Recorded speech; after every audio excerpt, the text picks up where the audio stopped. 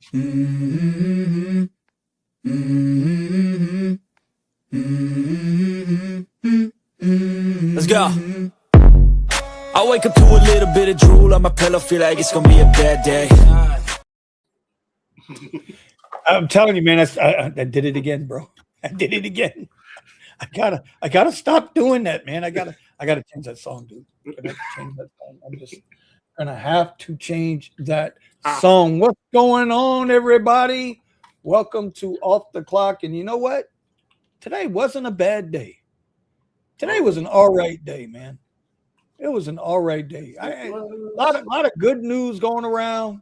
You know, just forget work, forget all that stuff. Just people making moves, man. You know, and I think that's such a blessing and such a good thing to hear from other people. You know, when you start seeing progress with people, right? Shout out Buddha, even though he's not here yet. Hopefully, he's on the track walking his ass off. You know, but progress. You know what I mean? Progress. Shout out Josh. I know Josh should be around soon. Josh is getting that YouTube channel together. It's progress. You know what I mean? This week, since Monday, I have been consolidating and just getting rid of shit I don't need. Shit that makes no sense. Things I don't need. And you know what? You come to find out that when you start cleaning out your stuff, all of a sudden you start finding other people could use it. And so you give them the homie discount, or you take care of them, you look out for them, you do some stuff like that. And next thing you know, everybody's happy. It's positive stuff. So shout out to everybody out there getting it done, man. Silver Fox, he just hit me in the head with I can always count on Silver Fox. He said, like floor mats for a Model 3. Bro, they're sitting right there, dude. Who's got a Model 3 that needs floor mats? Let me know. I got some. Because when I went to mail them, he said, "Oh no, I already got them." It was. My bad, it was bro. A couple of months later. It was. I can't lie. But you know, I got a set of brand new. What size tires you got on that car? That's a good question. I don't know if they're the 19s or the 18s. Okay, because I got a set of hubcaps for a Model 3 18-inch rim. And guess what? They're black. They're obsidian. They're obsidian. They're aerodynamic. They're obsidian. They've never been used. Oh, that's right. Because I have the when they started just doing rims instead of having the covers. Right. So I got the covers. Let's put it that way. I got the covers. But it's awesome, man. I'm telling you, bro, today's just, and I didn't do much today. I woke up this morning. I've been going through my little bit of stuff, right? Woke up this morning and got the VIP, got me a little smooch this morning, which was awesome. Smooch. I said kiss, God damn it. Don't go. Get your minds out the gutter. And got her off where she needed to go, came back home, looked at the market, right? The market's been just a little, when it's funny, when you open up the charts this way, vertically, the candles look like they're moving a lot. But as you start going into those time frames, you start saying, hey, you know what? It ain't moving that much. So I pulled off one quick trade for $90, called it a day, man. Called it a day. Shout out Steve from Rideshare Rodeo. You know what? I sent him a link today too. Oh. And then he's got the nerve to come into the chat an hour and a half before the show. It says, "Oh, first one here." Not even close. But I sent him a link, so I don't want to hear it. True. I sent him a link, so I don't want to hear it, Steve. I sent out the links. I don't want to hear it either. That's it. Shout out Antonio, home slice out of South Florida, doing his thing. Silver Fox, I know if it isn't Vinny and Black Vinny, it's Obsidian Vinny, bro. Quit being a racist, Silver. Quit being a racist. Don't be that way. Don't be that way tonight. Kimo Sabi, what's going on, my friend? How are you tonight? Accounting Tom. I know I sent him the link too, but I know he's hustling, bro. He's hustling. He had a job interview the other day. He's trying to do his thing. Bro, see, this is what I mean. I think Buddha. Positivity. Good news. Buddha seems to be doing the same thing. I mean, he switched up to black, and it seems like he's out there trying to get after it. Well, shit, now you got that $600 he got to goddamn pay every week. You goddamn right. But you got to be honest though, bro. It's a little different. It's a little different when you got, them upper platforms available to you. Oh, yeah. Right? He's got, what has he got with the rental? He's got Uber Black available to him now, right? Right. So that's the main change. I mean, he's driving the same car, so he has Black available, but it's a big deal here because the airport, if you're doing the supplement like me and Silver, then you're not, you have to hope that you're going to get one of those cars that are one of those people that walk outside the airport because they don't want to pay the airport costs. Right. Right. Well, he doesn't have that worry now. Yeah, he doesn't have to have that worry. So he can take, bro, and you just get in the airport as much as you can so that you can pick up.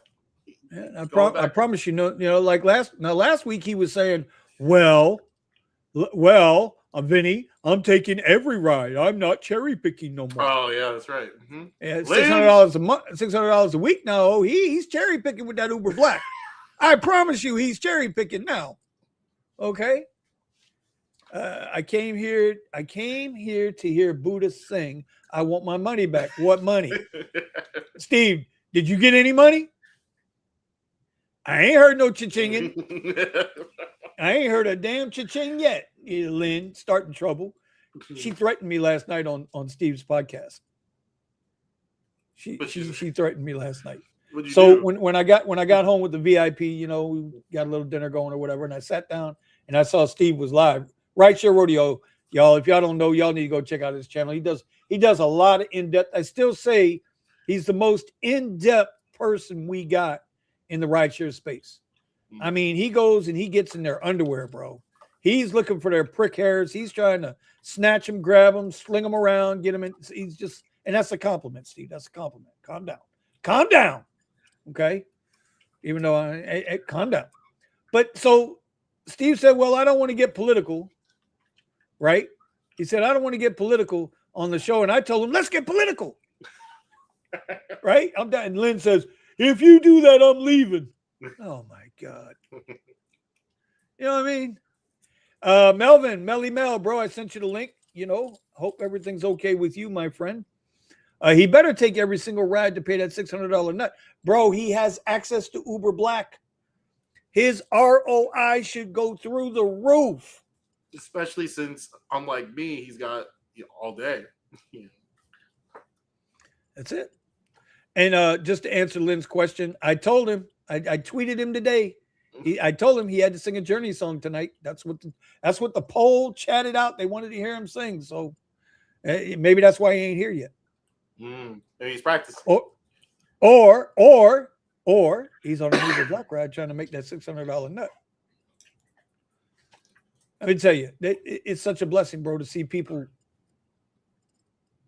getting there, right? And last week's show, for those who wasn't here, last week's show was, the cost of hesitation, right? And how hesitating, right, wastes and kills more dreams. They say a salary is what they pay you to stop chasing your dreams. But I think at the end of the day, it's the hesitation. The more you hesitate, the more you procrastinate, the more you waste time, the less you get done. Right? So we talked about a lot of things last week. I asked the chat. I put it to the chat. What's the one thing that you were going to do during the week? Start one thing, whether it's a little thing or a big thing. Maybe it's a Wilton Manors thing where Omar is tonight, bending over on the pole. I don't know. But I'm just saying, what was the one thing that you were going to start so that when we got here tonight, you'd be able to say, okay, I started this. And it's not like you got to admit it to us. Who the fuck are we? We ain't shit. But you can't lie to yourself. So last week I said, right, publicly, that I was going to start straightening all this mess out, getting all this crap finally put where it needs to be and be more proactive on YouTube. Now, I didn't drop any YouTube. Well, I dropped a YouTube video on Sunday. Sunday from Saturday night, from working Saturday night. Was that Valentine's Day on the Tesla Rideshare channel? Mm-hmm. That was one thing I did. That was the biggest thing, was getting all of this crap squared away. So now, dear wife. VIP is in the house. VIP is in the house. And listen, I don't want to see no kissing, bro. Minnie says he doesn't want to see no kissing. Not today. Not today. No. No. Here it comes, y'all. Put the women and children to bed. Here we go. HBO After Dark. Oh, there he is. There he is. Slide your head one side, brother. Let's see that. Let's see that off the clock in the background. That's awesome, dude. Looks good on you, bro. You make that look good. You make it look better than I do. Shit. Okay. Your wife. Oh shit. Okay. All right. Hold on. Wait a minute. I got stuff here for that. Where's it at? Hold on. Wait. No, call her back. She needs to do it again. What? She's already taken out. Extra sugar. Yeah. What up, Mike? What up? I don't know. He's somebody. Just arriving. Anyway, that's okay. That's all right. So anyway, we were talking about the cost of hesitation and everything last week, and I'm hoping some people have done something to start changing your situation that you might not be happy with. Something, whatever it is, we're going to talk about it, because tonight's show is the momentum shift. And what's the momentum shift about? Well, it's simple. You put one foot in front of the other. You do something, a little something today, that you can do a little bit more tomorrow, a little bit more after that, a little bit more after that. And before you know it, it's a habit, and you're in it, and you're the grind is a machine, and you don't have to worry about it. That's where we're at today. So let's see. Melvin said, I dusted off the resume and started calling all my contacts to get back in the car business. In the meantime, rideshare, Fight Club, and day trading. That's a start. Listen, Melvin's gone through some heavy shit, man. He had his own personal issues, and then he had another personal issue. He's been all over the place. And so, but he hadn't quit. He's not giving up. The Real Josh says, my YouTube channel will be created shortly. I got the logo and banner created. You know what? That's enough for today. That's a good thing. That's not a bad thing. That's a good thing. You got to get started. Whatever that is. I'm starting to preach here. Steven, bail me out a little bit here, buddy. I'm starting to get a little preachy. I don't want to be preachy. So what's going on? You got Blueberry back. What's going on with Blueberry? Sorry, I didn't even realize I was muted. So I mean, sometimes people need some preachy in their life. I'm just saying. But hey, Blueberry, man. Preach. But with Blueberry, it was kind of a roller coaster toward the end there, because I wasn't expecting a $3,000 charge on my repair.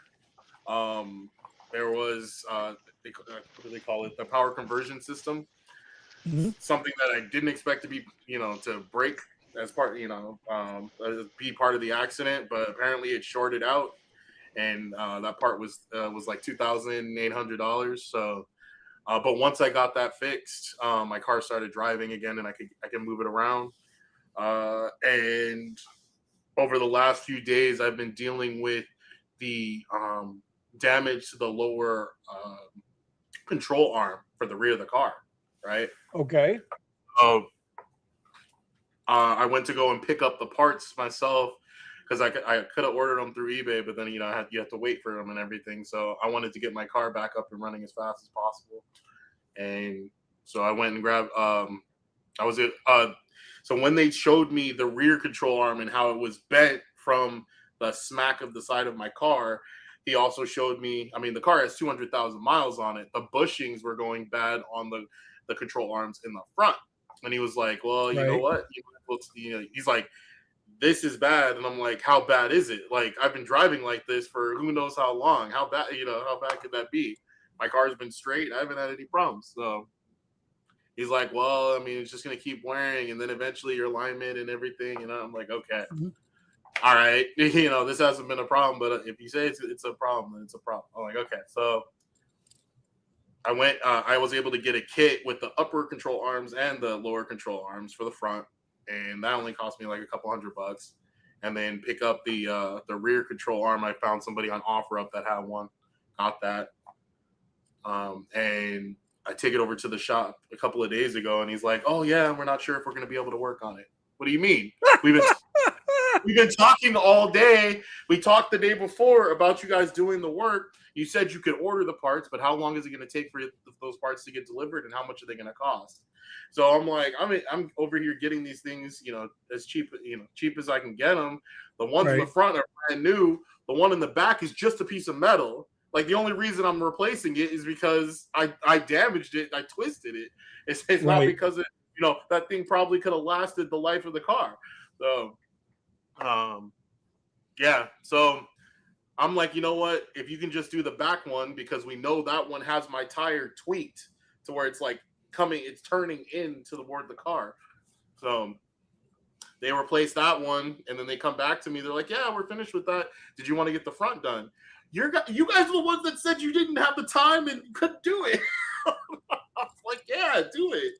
So they knocked all that out. I was good to go. I do my first ride in the Model 3. What was this? I guess this was it Monday? Yeah, it was Monday. First ride on Monday. And then so I do my first ride on Monday, and keep in mind, I've been driving this thing around to go pick up the parts and everything. I got brand new tires. So they're like, hey, you're going to start wearing that tire. And I'm like, okay, so I need to get this back part fixed. I'm on new tires and everything. And so they finish the work. I go and I take my first ride. I get on the freeway, and my car starts making this droning sound, and it gets louder as I go faster. Like, what is this? It's like, I'm like, what is this? So the bearing was bad, and I'm talking to my dad about it, and it's like, I looked it up first, and of course, Grok said the same thing. I said, telling you know what? Y'all keep messing with me about Grok, okay? Y'all keep playing with Grok. So we're gonna call you the Whistler? No, I didn't whistle. It was, it was growling.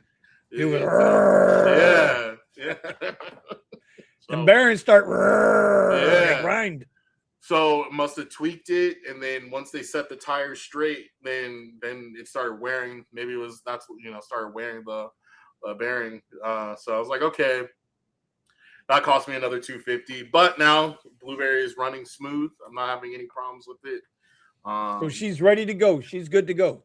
And I'm almost, like I was telling you, I'm almost a grand up, from working on it already. So you see, and but that goes back to the cost of hesitation, right? Because when I spoke to you earlier, I keep it a buck, keep it 100, y'all.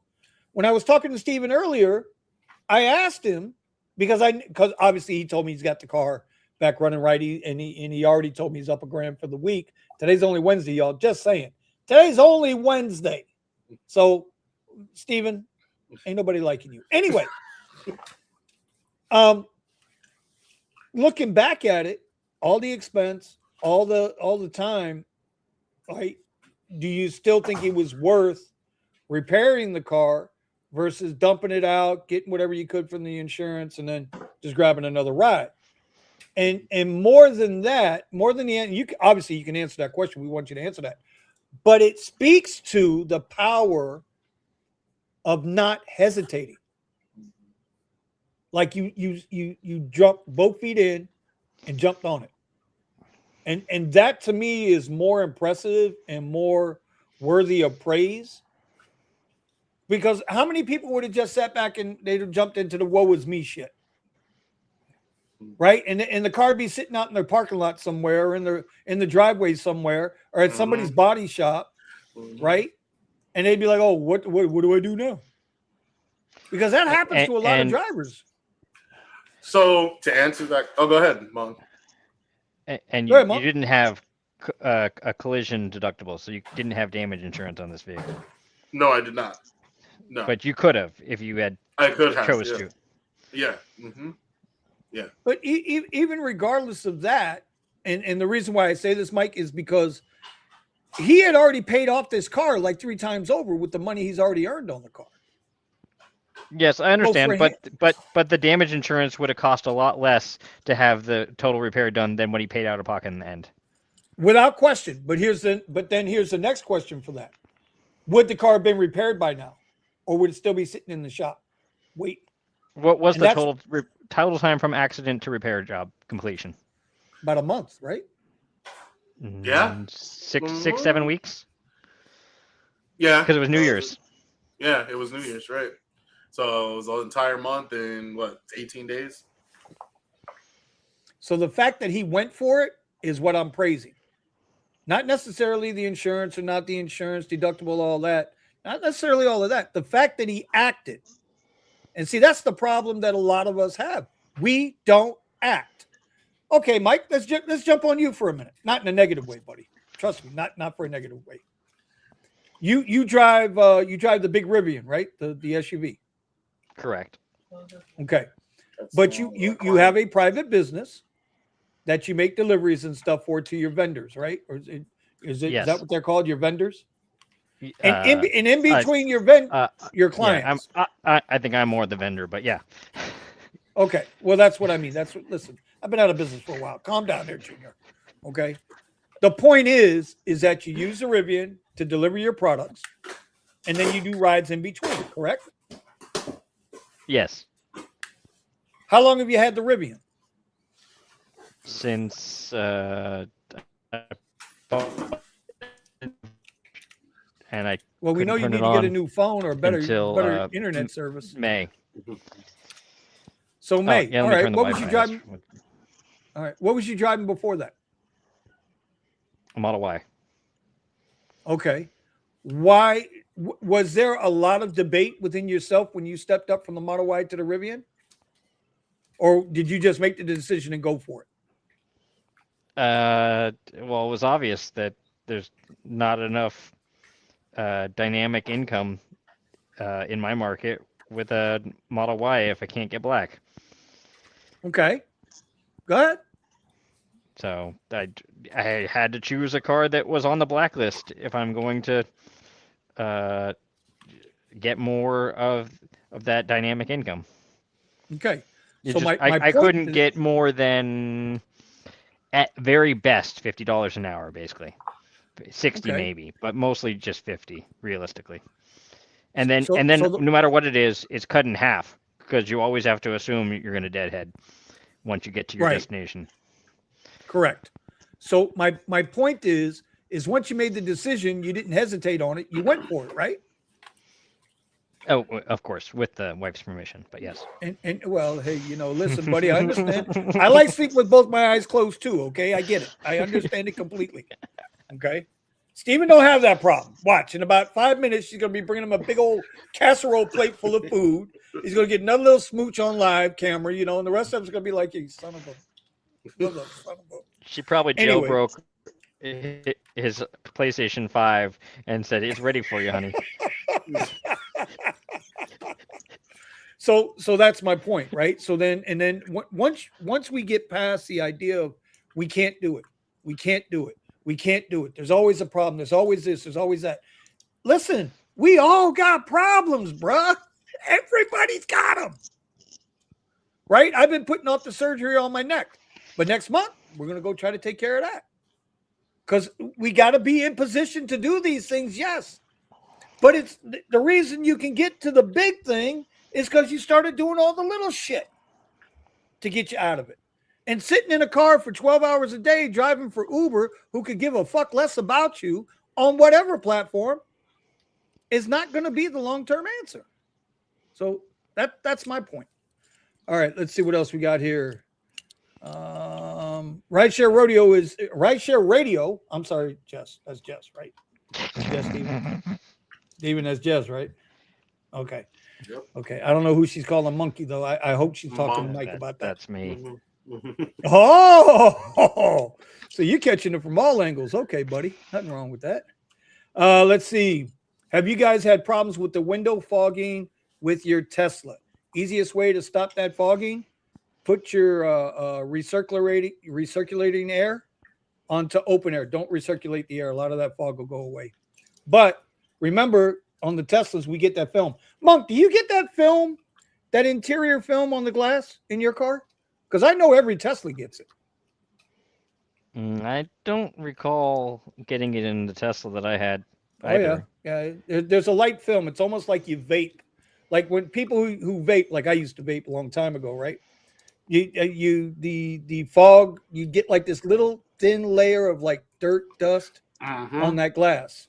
And so the easiest way I found to do it is to, if that's because I live in South Florida, so we're high humidity here, right? We have a lot of humidity. I put the air on non-recirculating, just open it up to fresh air and let it go. Okay, let's see. Don't notice it in the Rivian. I also don't recall it in my market in the Tesla. That's a good thing then. All right. Rideshare Radio says sometimes pocketing the money and forking it out in when in need in a long-term basis could definitely save money. I'm not sure. Steven, do you understand what she's saying? Explain it to me like I'm 5. I mean, at least it sounds like to me, choosing to do the repair instead of or paying out on the front end, it could be advantageous for you, on the back end. So later on, me making money with this car, okay, I had to deal with the cost. You could either choose to deal with the cost by having the insurance and covering it that way, or not trying to get the discount by only having liability, or you can choose to like I did, to take on the responsibility for the cost or replace the car if it's too much to replace. See, now that's the other thing. Like, okay, so my car obviously costs what it costs. Your Model Y costs what it costs, right? Monk's Rivian costs what it costs. So I get it that you want full insurance to cover it, but you paid what, like $11,000 for that Model 3? I spent $12,000 on the Model 3. Yeah. All right. So you probably could have parted that thing out or to a junkyard and made a nice penny on that car too. That's a tough spot to be in, bro. I applaud you, man. I applaud you. It came down to me thinking about, like, well, first off, okay, how much is it going to cost me for me to be in the exact same position, right?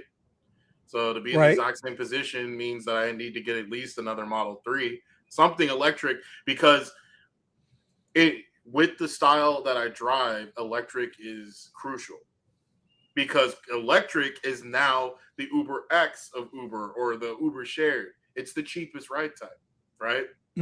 That's what it's going to be perceived as. So if you're taking that cheapest ride type and you need to do long distance or whatever, those rides where most people are going to be avoiding them, because they're not expecting to get a tip or whatever the reason might be, I'm looking to take advantage of the supplement. So if I'm taking one of those rides and it's $50, 50 miles, I'm getting an additional $50 on top of the fare. I'm making that money, making it work for me. So the way I was looking at it was, I didn't expect, nobody expects to have an accident. I wasn't expecting to have any kind of accident. I've been running with insurance and they haven't paid me out anything for years. Well, so, that's a whole nother ball game. Right. But I'm just saying, this is how I'm, I'm looking at it. I'm like, okay, so, and plus this car's paid off and it's not going to be that big of a loss if something happens and I lose that car. I can buy something else. I have the money to buy something else. So it's like, does it suck that it ended up? Let's talk about that for a second, because that's where, Steven, you know me, I don't like going down nerd alley with the numbers, right? I hate going down nerd alley with the numbers. That's why when I do my little videos, if it's an earnings video, I always put up my daily cost, and this is my 3 daily costs plus my charge, and I call it a day, right? I've got a spreadsheet to tell me all the nerd shit. Okay, I got that covered. But the fact that a lot of people don't put away $10, $20, $25 a week for that what if moment, right? Not everybody's in a position to where they can just, drop it and go do it and go fix this and go do that. A lot of people can't do that. But being part of that proactive is, okay, get you a coffee can and you put $25 fucking dollars in that thing a week. You will waste $25 in one drive-through run at Burger King. So you know what? Maybe that day you eat at home. Maybe open up a can of Chef Boyardee or some shit. It's funny or you get say some that because ramen, that's usually what I tell people when I say that they should be investing in their future and buying crypto. Imagine that one meal, or I mean, because it could be 2 meals. Why can't it be $50 out of your entire check? Well, so the point being is you got to start getting that money. That maintenance fund's got to find a way. If it's $10 a week, you got to find a way. I squirreled the money away, so if I needed to, I could deal with the situation. And to add to what you're saying, the emergency, I had, I create my own safety net. That's the whole point, So that's going to bring us into our first question of the night, because I'm coming with the bullshit, so knock it off. All right, first question of the night. Right now that we've killed the hesitation, because we're talking about the hesitation, get rid of it. Who actually made a move this week? Who took one step towards something this week? I want to know in the chat who did it. Who took one step this week? I already explained mine. It sounds like Josh got his logo and banner done. I have no idea where Buddha is. You want to yell at Buddha? Or is Buddha out hustling? He's probably riding around with a passenger. Actually, last I saw, he had it's further into the ride now, but it was 15 miles left, and it was 57 minutes left on that ride, whatever he took. So that's whatever he's doing. He hit traffic. Okay, I'm gonna mess with him because that's what I do. So yeah, he made a move, and then what? Steven, you're out of that car. So anything you make is even more profitable now, since you have even less expenses to go along with it. Yeah, that's one of the things I was telling Vinny. It's nice not having that $600 expense, but it's still like you and I talked about. Having black without the expense is the ultimate. Yes, swapping out of your current car to a black car would definitely be an improvement, but not that much of one overall, since you're not even hitting that other 60-hour-a-week mark that others are hitting to really maximize that time on the road with that car. You know what? I haven't checked I got to check back, see how many hours I've been out there. But, yeah. Usually I have about 80 hours online. Yeah, no, not online time. The with the passenger in the car. You got people with 60 hours with passengers in the car? Okay. I think they are hitting some of that. Couldn't be me. Okay, let me welcome to the platform back on again. She ghosted us last week, but you know what? Hey, she's here. She showed up. Sorry. No. Here's Just Rideshare Radio. If you guys don't know, she does have a Discord. If you want to drop your Discord in the chat, please do, or in the private chat, blah. Steven, drop her Discord in the comments there, so everybody go check. She got a really good Discord. I even pop in there sometimes. Not all. I do like it. It's pretty good. Your Discord has grown phenomenally. I haven't opened up my Discord in 5 months. That's Omar's Discord now. I let him have it. All right, so there we go. We're going to link that up. Jess, what's the one thing in the last week that you were hesitating doing that you have taken a step forward to start trying to do? One thing. Could be a little less sugar in your coffee. one less Coca-Cola, one more bottle of water. Up. Radio silence is not good. I'm thinking. But don't hurt yourself, darling. We don't need you to get hurt over there. I would say foods that cause inflammation. That's what I've been trying to work on. Big time good thing. Huge thing. Kind of far out there, but you know. I've been having like this inflammation in my shoulder, and I think it's from driving. Constantly, one thing that we don't really talk about a lot is driving. You do a lot of repetitive motions, and sometimes those repetitive motions can cause issues, especially as you get older. And I think that's the cause. So I'm trying to stop driving with that hand and more so focus driving with the other hand and seeing if I can get my shoulder to stop hurting. I have is it the left shoulder? Yep. Okay, so I have this problem on a daily basis. Like in your tendon and your joint right here? Mine goes a lot further than that and goes all the way over. But this is what you can do to try to help it. I'm just saying it works for me. Okay. Just take, get your fingers like this, get up under the shoulder muscle and just squeeze the shit out of it. And just massage it and just rub it. The other thing is take your neck and stretch your neck to the opposite shoulder. Yeah. And try to, because all you're doing is you're trying to unpinch that nerve. That's what it is. There's a nerve in there that's causing the problems. I deal with this on a daily basis. It's annoying. And for those of us with Teslas, hit that FSD button. Well, I'm just saying, it is a possibility. You can just, Jess, I know you got a Model Y over there, don't you still? I usually am. I'm a huge, I have an interior camera that's out. It's not, the camera actually works, but it's the red light that sees you at night. So it's able to tell whether you're facing forward or not. That red light, the infrared light has gone out. So it nags me consistently. It's driving me crazy, and I'm just too lazy to replace it because I'm definitely not taking it to Tesla to have it done. And but they'll come to you. Yeah, I know, right? But they are super expensive. So I just need to do it. And the nagging is what was getting to me. So I canceled FSD like 20 days ago, and I'm totally regretting it.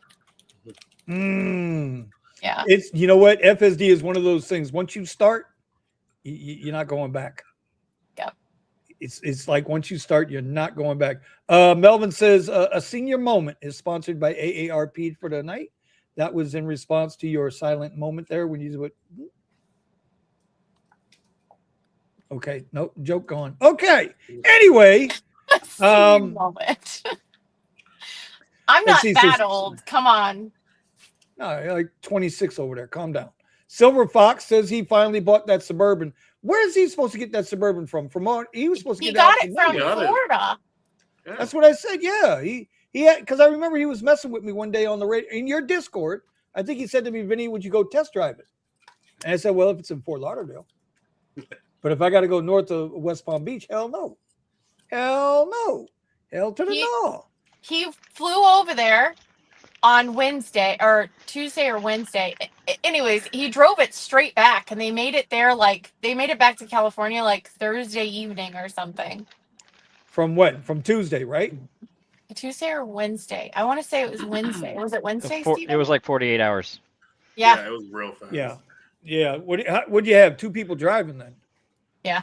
That truck only stopped to put gas in it. That's the only time that truck stopped. Because I've done the Colorado rip several times from my military days. And let me tell you, that's a drive. So I know California's a drive. Okay. It was pretty impressive. I was shocked that he made it that far that fast. All right. I saw real Josh, Right, so I did my first auction to resell. Blackheart Trent has been helping me with reselling. That's a phenomenal. Not enough people do that. They don't do the arbitrage.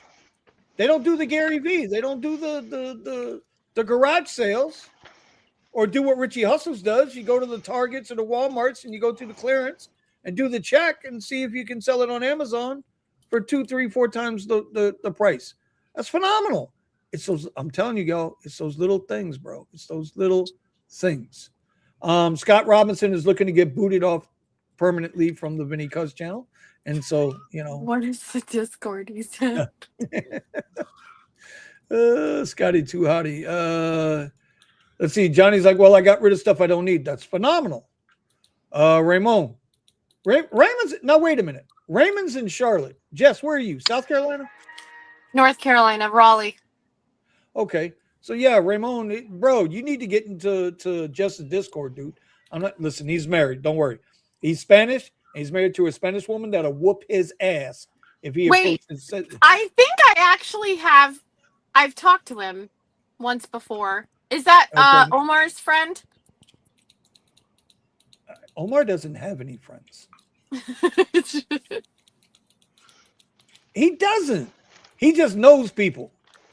Yeah. Okay, so there we go. He's saying he's in Raleigh. Yeah, maybe. Oh, she does know you. Okay, my bad. My bad. Listen, I've been hooking people up all week long, trying to connect people and make things happen for them. You didn't hear that from me. Okay. All right. Raymond says he bought my Suburban. It was a nice Suburban. It was a good deal. Was it? Mm-hmm. So where is Silver Fox? Silver Fox, tell us about the Suburban, buddy. It's a diesel. It's gonna stink. It's gonna stink. Oh my god. Better gas mileage. Yeah, I know. Vinny, what did you do this week? Really? Do I need to repeat it again? Josh, if you got here on time, you would have heard. Now you can wait till the show's over and start it all over from the beginning, buddy. No, I consolidated a lot of my electronics. I'm cleaning up and straightening out and streamlining not only what I do here on YouTube, but also in my trading life. I took 2 computers, condensed it down to 1, sold a computer out to somebody, Pascal, who needed one, got him taken care of, gave him the homie discount. Everybody's happy. So, yeah, that's what I got started this week. And I still got a long way to go. You know what I did, Benny? What did you do? I bought a 20-yard or rented a 20-yard dumpster, and I just started throwing everything away. No doubt. That's the way to do it, though. Just get and just not thinking about it, right? Just literally, even upstairs, we had the upstairs window open, and my kids were just like having fun throwing it out the window. Now, let me ask you a question, though. Was there stuff there that you could have either donated or sold off? Okay. Driveway? Yes. I'm just asking. We tried. Okay, so we tried. Let me tell you a story. We tried to give a couch away, and I posted it. Nobody would come. It was so crazy. So finally, I put it outside, and I'm like, I don't know. Whoever comes to get it, comes to get it. A lady comes, and she is in a Nissan Altima picking up a couch. She parks in my neighbor's driveway, attempts to take it apart with a screwdriver to get it into her back seat. And she was there for hours. My husband had to go outside, and my older teenager. And me and my husband just kind of looked at each other, and we said, we're not doing this. So wait a minute. She tried to take the couch apart with a screwdriver. She did. My husband had to actually take the bottom seat cushions of her back seat out, and she took the thing apart and put it all in her back seat in her trunk. It was like a recliner. Who is walking? Okay, I guess so. Okay, that's the kind of things you run into when you start doing things for free. It's just like. It becomes a huge ordeal. Yeah. We were talking about that earlier, huh, Vinny? Yeah, we sure were. It's amazing, It's amazing. Sure. Okay. But you know what? Sometimes that's the way to do it though, too, Jess, is just throw the shit out. Get rid of it. Yeah. Just be done with it. Don't worry about it. Just go. Even those individuals that teach you how to organize and whatnot, they'll say it themselves. It's like sometimes all this attempts to try to save money or make a little bit of extra money by all this extra junk that you have just filling up your space. And I'm one to talk, but it's like that. But getting rid of that stuff actually makes it easier for you to save or to make the next move that you want to make. That there's a level of mental anguish and I don't know, not depression, but there's the level of mental anguish that comes with being in an environment where you don't feel comfortable, because it's just clutter. Absolutely. I completely agree with that. That's kind of like why I had to just lock in. Nobody knew what I was doing. The VIP had no clue I was getting ready to start tearing shit up and getting shit right. And you know what? Okay, we're good. That's how you got to do it. That's how you got to do it. Buddha, I saw Buddha sneak on the stage. He's on the stage here. Is he walking? I don't know what Buddha's doing. Buddha, where you at, buddy? Buddha? At a casino. Oh. Oh, he's at the Monk, I thought you said he was doing like a 90-mile ride. No, he was on a 15-mile ride that was going to be like an hour. Okay, he's at the fucking casino, bro. Who's this? The PAX was Asian. It was like a symbol name. Buddha, you remember that? Buddha, you got a lot of people waiting for you to sing this Journey song tonight, buddy. You got a lot of people. He's the featured act at the casino tonight. All right. Well, when Buddha gets done at the casino and he goes ahead and breaks us off all 10%. Driven Dad has stepped up on the platform. My man Tony, all the way out from Denver.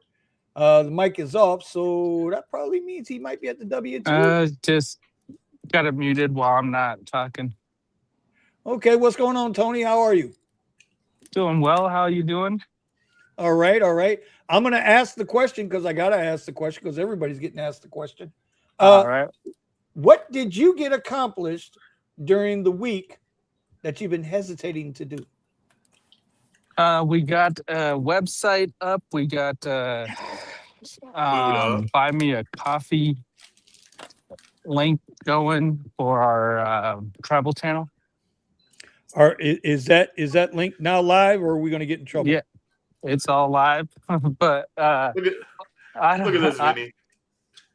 I don't know if she's ready for it, but I mean, it's up there. So ready or not, here it is. Okay, so United Dates of America .love.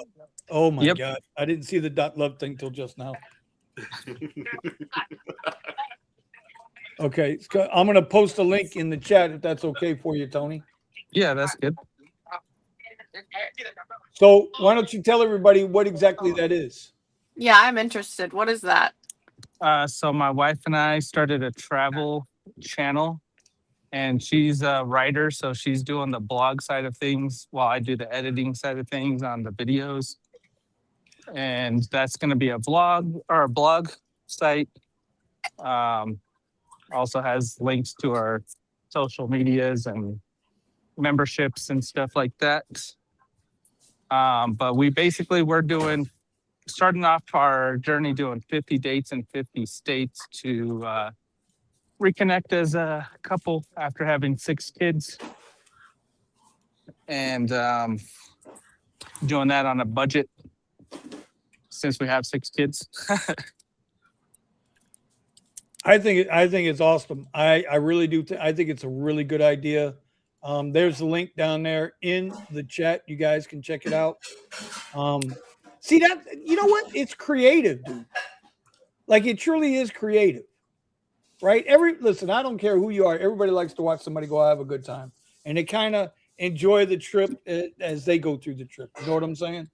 And so now here it is. You got, Tony and Lisa been married since, like y'all like to call me Methuselah, but they've been married a long time, Yeah, right? we're coming up on 20 years next year. Okay, they got 6 kids, so obviously they missed, Oh. the electric bill a couple of months because all them damn kids. The TV went out, right? I get it, I right? always And so now everybody can go check this out, can read the blog, go into it, and just have a good time with it. Okay, there's no post there yet, but there you go, you got it. Yeah, the no post there right now is my fault because I'm supposed to give her some details. So it's not on her. That one's on me. Still procrastinated on that. Travel gear and resources. Oh, look at this. Okay, you already got. All right, they're already selling. I like the selling part. Oh, the other thing is that she's come up with these conversation cards. So if you join our memberships, you get different access to different levels of or amounts of conversation cards. And I can't remember exactly all the stuff that's in the memberships, but Okie doke. Well, this is where all that stuff is right here, right? yeah, she's got links to everything. All right. So, okay, I'll do that offline. I'm not going to do that online because I got to put my stuff in. We can't do that. I think it's a great idea. I'm going to donate to it. That's for sure. I think it's definitely- really cool. 50 dates in 50 Right? states. Are you driving or flying or mixed? It's going to be mixed because there's going to be some downtime where we can't fly out. But most of it's going to be flying. Some of it's going to be flying and then road tripping. But yeah, a lot of flying and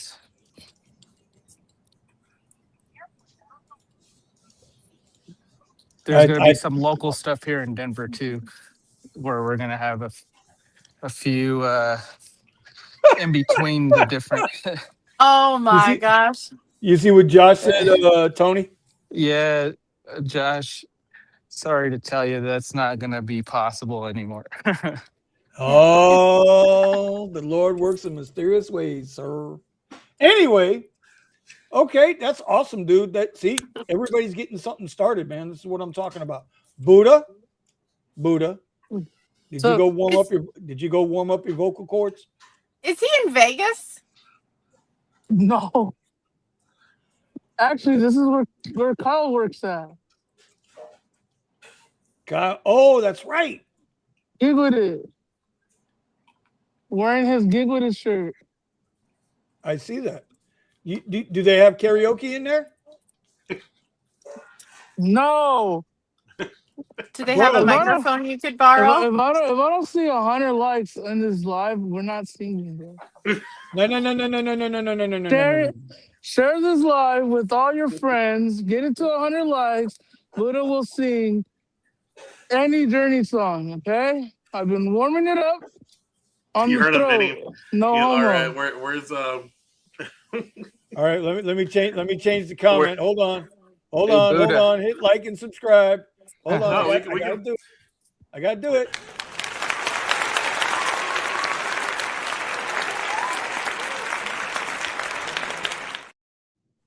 All right, Buddha. We have I don't even know how many goddamn likes we got on this damn. I can't tell. 100 likes. 100 likes. Singing. With 13 viewers, we ain't gonna have 100 likes, bro. no. Share, like, Richie? and share the stream, guys. Like and share the stream. You guys got Twitter. You guys got family. Say the biggest man's gonna sing the stupid song. Okay? Hey, Buddha, I'm at 9,000 steps today. Well, I said I'm at 900 or 9,000 steps today. Damn, son. I'm at like 2.5, 3. Okay. It's all good, man. I'm just letting you know because you're the walking man now. No, is that it? Yeah, Buddha the walking. So Buddha's the walking man. So I was walking with my sister at that trail that I did in my other video, where it was like pain in the ass and kick my ass to walk around it. And Joey or Chewbacca whatever his name is, Chewbacca Thong is his user, right? Joey VTV. Go ahead. And he's like, Buddha, come with me to Manhattan Beach, and there's 1,000 flight of stairs that we can walk. And I'm like, dude, I Whoa. just walked that big ass thing, and I ended up doing it. I have a video of I have a few clips of the video of me walking up the steps and then walking down the steps, and I actually got a lot of energy from it. Like screw an energy drink. That got me like, okay, I'm good. Wait a minute. You But you went and walked 1,000 steps? 1,000 stairs, That's what I mean. stairs. I'm Yeah, sorry, 1,000 stairs. Good for you, buddy. it was a pain in my butt, bro. Nah, Oh, I got to do it, bro. dude. I was like Buddha maybe. Balboa over here going up the stairs. Da-na-na, That's why I actually made a da-na-na. joke about that when I saw Joey. I was like, dude, I'm not gonna fucking make it halfway. He's like, no, you are gonna make it to where you can. And we made it all the way to the top.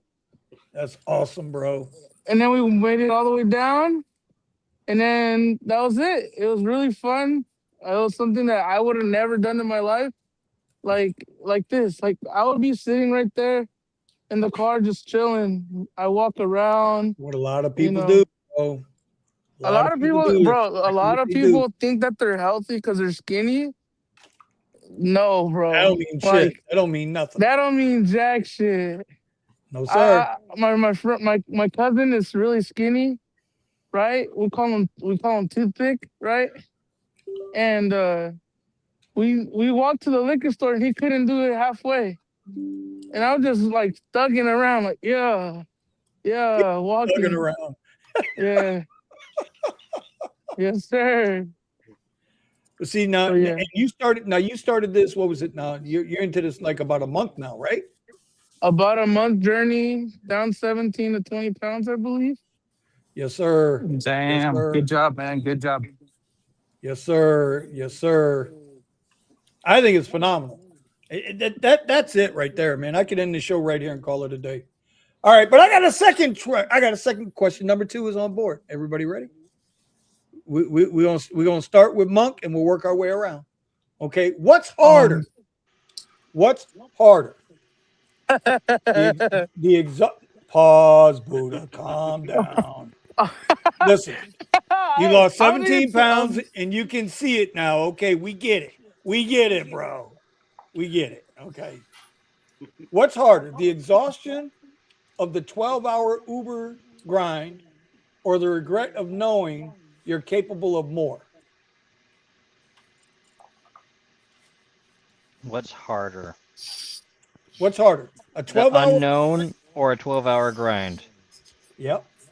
Regretting the unknown. Not just the unknown, because you that's a can't miss great question what's for you, ahead. Monk. Gary Vee But says you should That's always a be great more worried question for about Monk. regretting. of not knowing that you could have done more. More or at all? Like, No, are you saying like either staying or. home versus working a 12-hour? Whatever, knowing that you could do more. As an example, Buddha just said Joey B got his ass out to Manhattan Beach, right? Now Buddha knew it was going. He told him it's going to be 1,000 stairs there. We're going to go up and down. Buddha's like, no, but he went and did it. But if he wouldn't have gone and doing it, and he'd have just been sitting in that car for 12 hours, would he find that more difficult? Or the regret of not knowing if he could have done it or not walking the stairs? I guess that's what I'm trying to say. Not gonna lie, I did feel accomplished, by the way. Sorry. I think it's just when you try with the 12-hour shift on Uber and it doesn't pan out, that's when it's harder. I think the unknown, you don't regret the unknown. I think you regret when you don't have success and you're trying. Okay. All right. I can see that. I can see that. I can I can see Every sympathize. Uber trip I take is a regret. Damn. But you keep That's doing the it. cold, hard truth. I I could mean, see he that ain't when it's lying. not Hey, paying bro. enough. Yes. Hey, Well, bro, he ain't lying. You know what I mean? as Technically, soon oh I shit. just You got don't go another Reddit month guy. left. I got another month left, and then I'm back in season, and then I don't have to do Uber. When the Uber trip pays you for the whole hour on the one ride and not for 10 minutes of the hour on the ride, it makes a big Yeah. difference. And when you're Right. doing 60, 70, 100, $200 rides and you're getting compensated for the entire time of the hour, it makes it a lot better than if you're doing 10, $15 rides and then hoping you fill in the rest of that hour.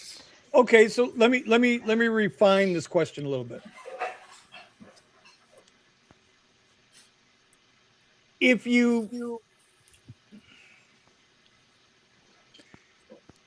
knowing you could do more, be more, achieve more, what's more difficult?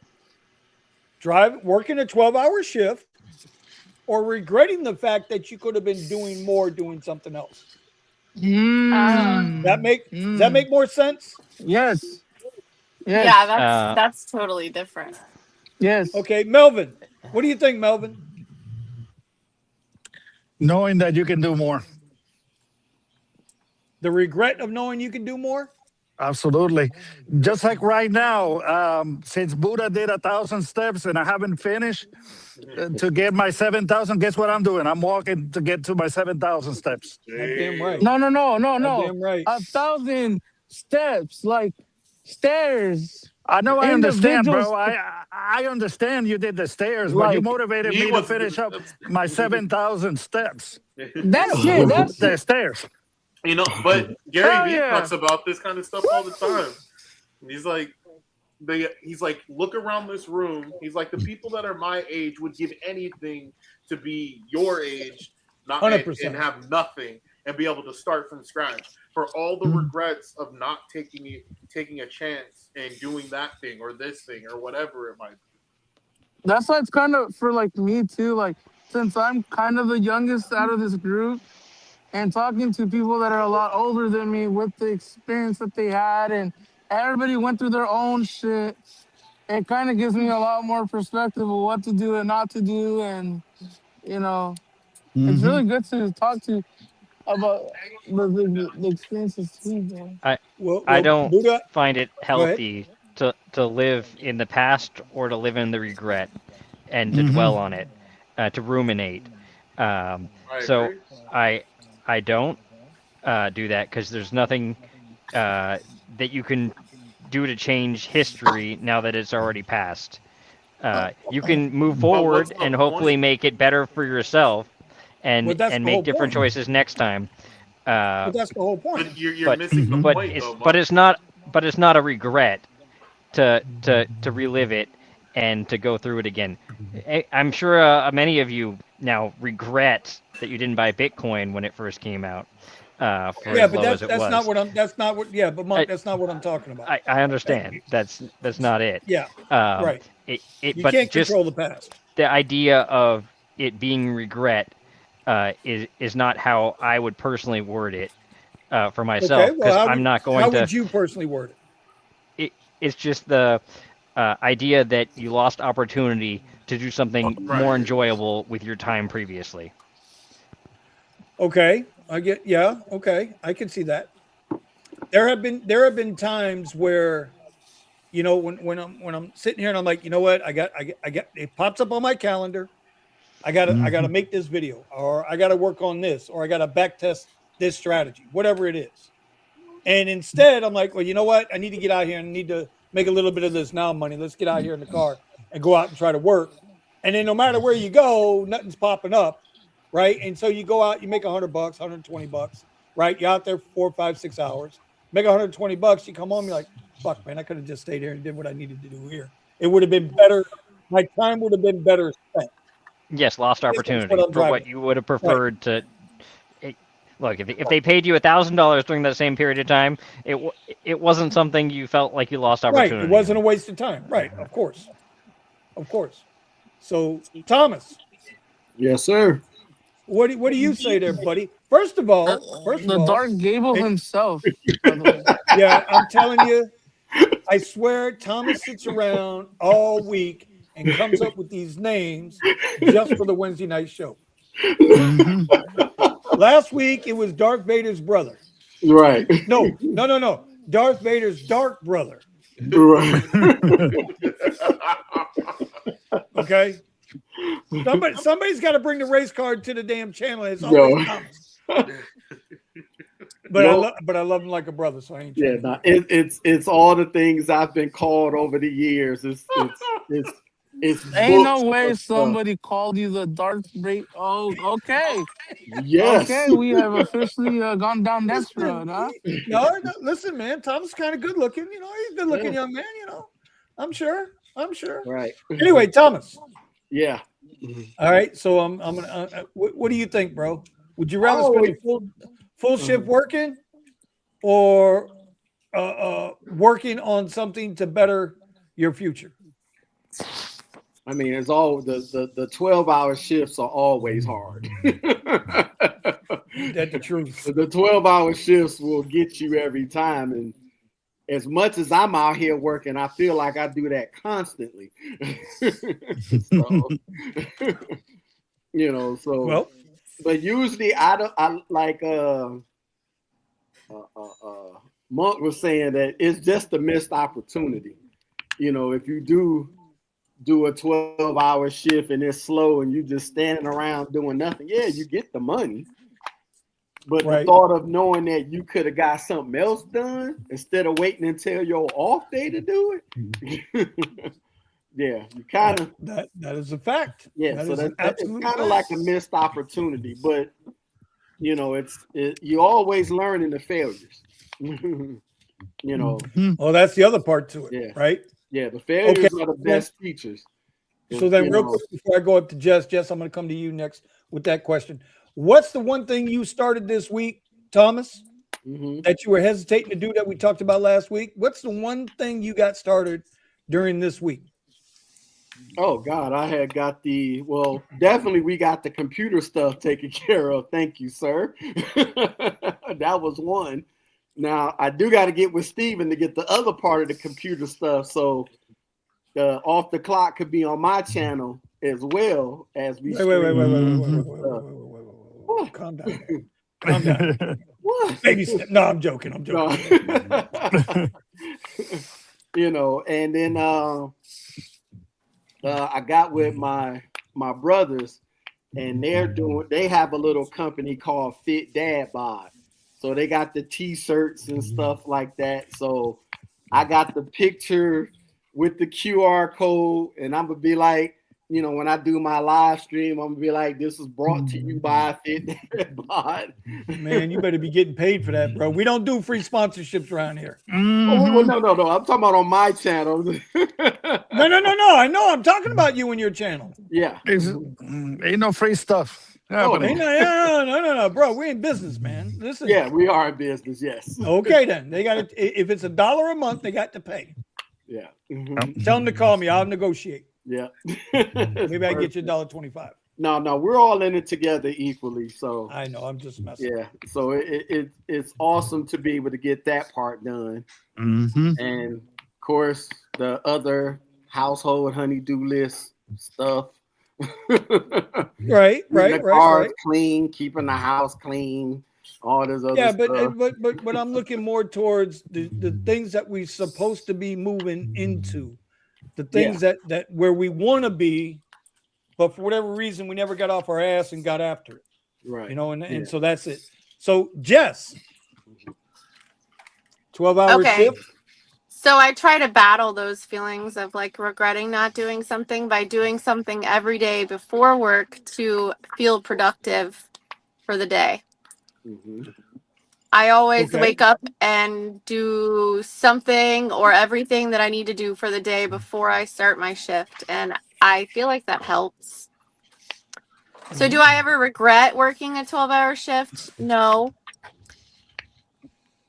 No. No. Okay. Well, see, Michael J. White. Everybody knows Michael J. White, right? Who's You know, that? everybody. Spawn, karate Who? guy, Michael J. Yeah. White. Don't make me Mike. say it, Buddha. Don't make I me don't know say it. who that is, bro. Blood and Bone. He's been in a lot of Huh? movies. Anyway, bro, you got to get off. You got to get off Univision some, okay? Come over to the American channel a little Oh, bit. Oh, I Yeah. love my watch. fucking novellas, cuz, okay? Hey, bro, I got no problem with you. Listen. Mexico has the best weather girls in the business. They sure do. Yeah. Yeah, they do. I'm just saying. So anyway, I remember watching an interview with Michael J. White, and he was like, and I was just telling the VIP about this too, yesterday and today. The first 15 minutes of his day, he says he does something the first 15 minutes of the day for his future.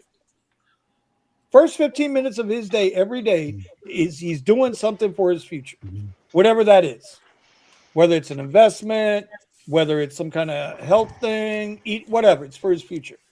And then he spends the rest of the day being present in the moment. And I think that's a good way to sum it up. Like Jess just said, she's doing something every day before she gets started to feel productive, to do something to move her forward. And then she goes and does her work day. That's really big in my house. I always ask my kids, I'm like, what did you do today that made you feel productive? I think it's super important on a daily scheme to feel productive. I think it's 100%. important. All right, I'd like Steven. to take a nap personally. Bro, ain't nothing right. Let me tell I you. did that. I did that also. Yeah. I'm a fan of naps. That was after I completed my tasks. Okay, I'm a big fan of taking a nap in the middle of the afternoon. Ooh, tell me about it. Noon to 1:30. You probably find me. Yep. Steven, Yes. come on, bro. You're up, man. One thing that I do to be productive on a daily basis. Get Yeah, up. let's go with that. No. Oh, how was the question phrased? The question is, which is harder? Is it harder to grind out a 12-hour shift on Uber versus having regret of not working on something else?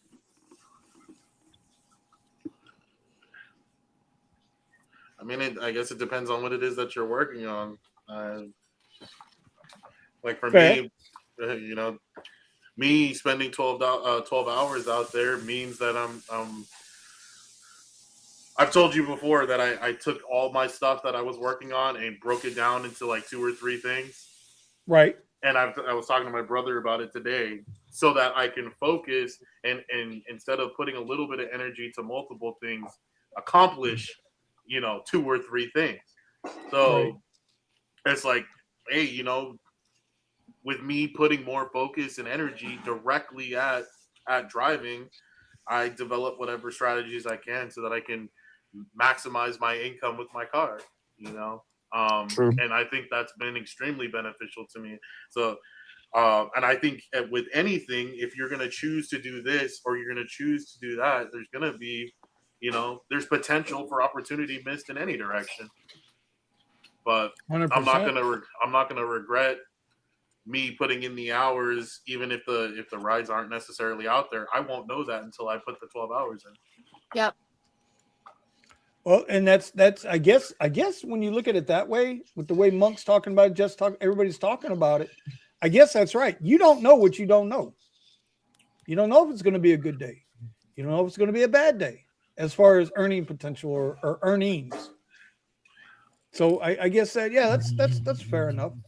All right. At least you can say I tried. It's better than me just laying in bed all day. Yes. I don't know. Sometimes I like one day. I'm trying to find that one day a week. I'm trying to find that one day a week. Listen, I'm 57, bro. I'm up there. Okay. I'm trying to find that one day a week where I could just woosah. I ain't found it yet. Right. I'm a 7-day-a-week guy right now, and for the foreseeable future. I mean, shit. I'm like everybody else.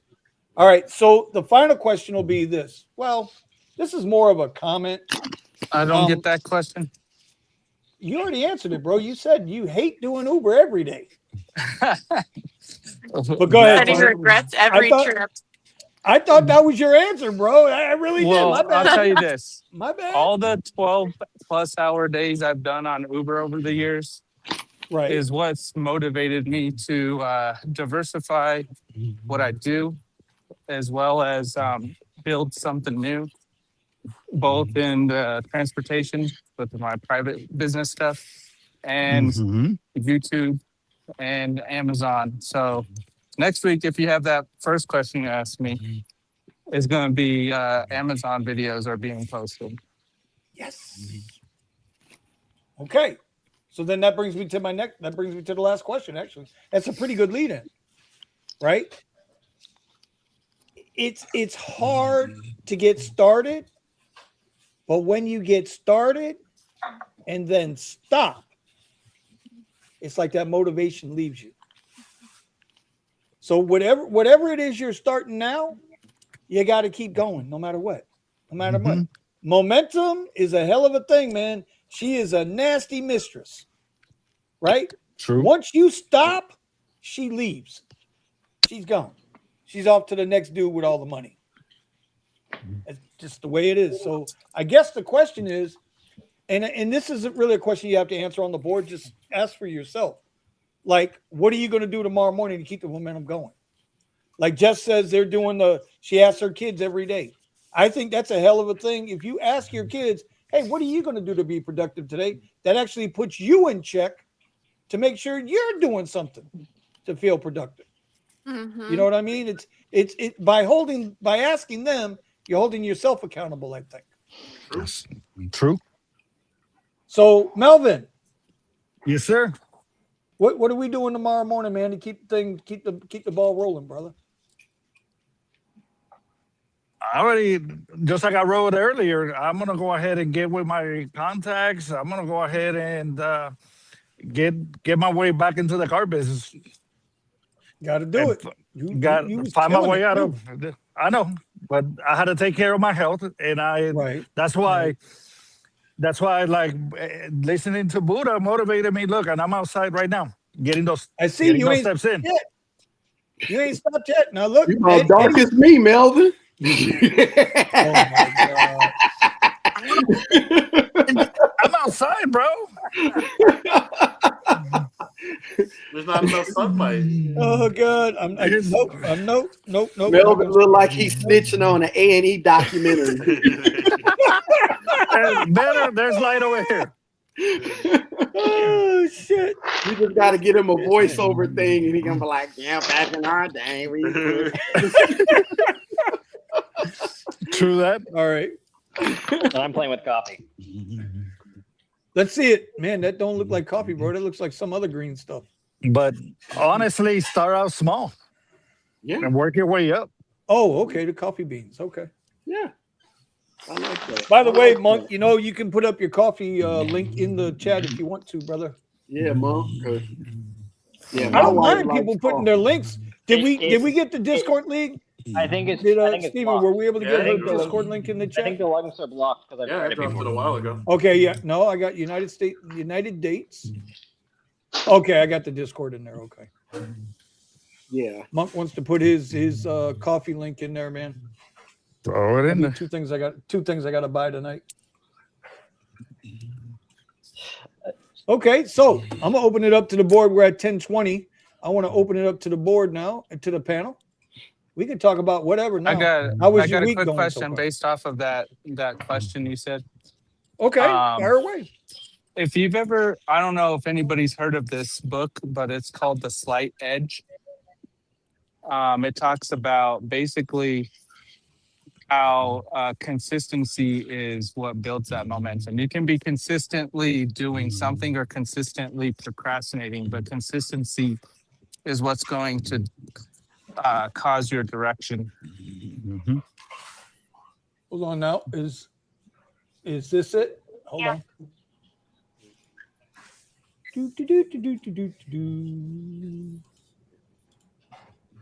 Is that it? Yep, that's it. Slight edge is a way of thinking, a way of processing information that enables you to make the daily choices that will lead you to the success and happiness you desire. Yeah, and it's a real quick read. It's not like a tough one. So If I listen to it, it'll take 9 hours and 47 minutes. that's one 12-hour Uber shift plus you I have was 3 just hours about to to do say something that. else. I was just about to say that. Well, and here's the other part to that. If you guys don't have Audible, you get 2 free downloads or 2 free books with Audible with their 30-day trial. That's true. Is that an advertisement? Yeah, damn right. I'll put the link in the description below. How much is an Audible membership? I've been wanting to ask. Oh, no money for 30 days. Then it's $15 a month after that. But anyway, there you go. Yep. Hey, Tom, what's the name of your YouTube channel? It's Counting Time. Okay, let's go find the Counting Time. Counting_time. I'm signed up. Yep. There he is, Counting Time. Boom. Yep. Let me see if I can put. I'm gonna link it up right now. Okay. Hey man, congratulations, bro. You're getting there, homie. 75 subs. I know. You're gonna blow up. You're gonna. I already got the. I got the 100 picture ready to go. I know you do, brother. For all those wanting to know Tom's channel, there it is. It's in the link. It's in the. It's in the chat. Yep. He's kind of a good-looking dude, man. You know, Thomas ain't a bad-looking dude, bro. I'm average. Bad-looking dude. You can't be saying that while my wife is in hearing distance, dude. You can't. I'm just saying. Listen, tell your wife, chill, bro. I like women. We're good. I'm just saying. You know? No, I'm just saying. She would just be like, "Oh, so you're." I'm gonna be like Drewski, not me, not me.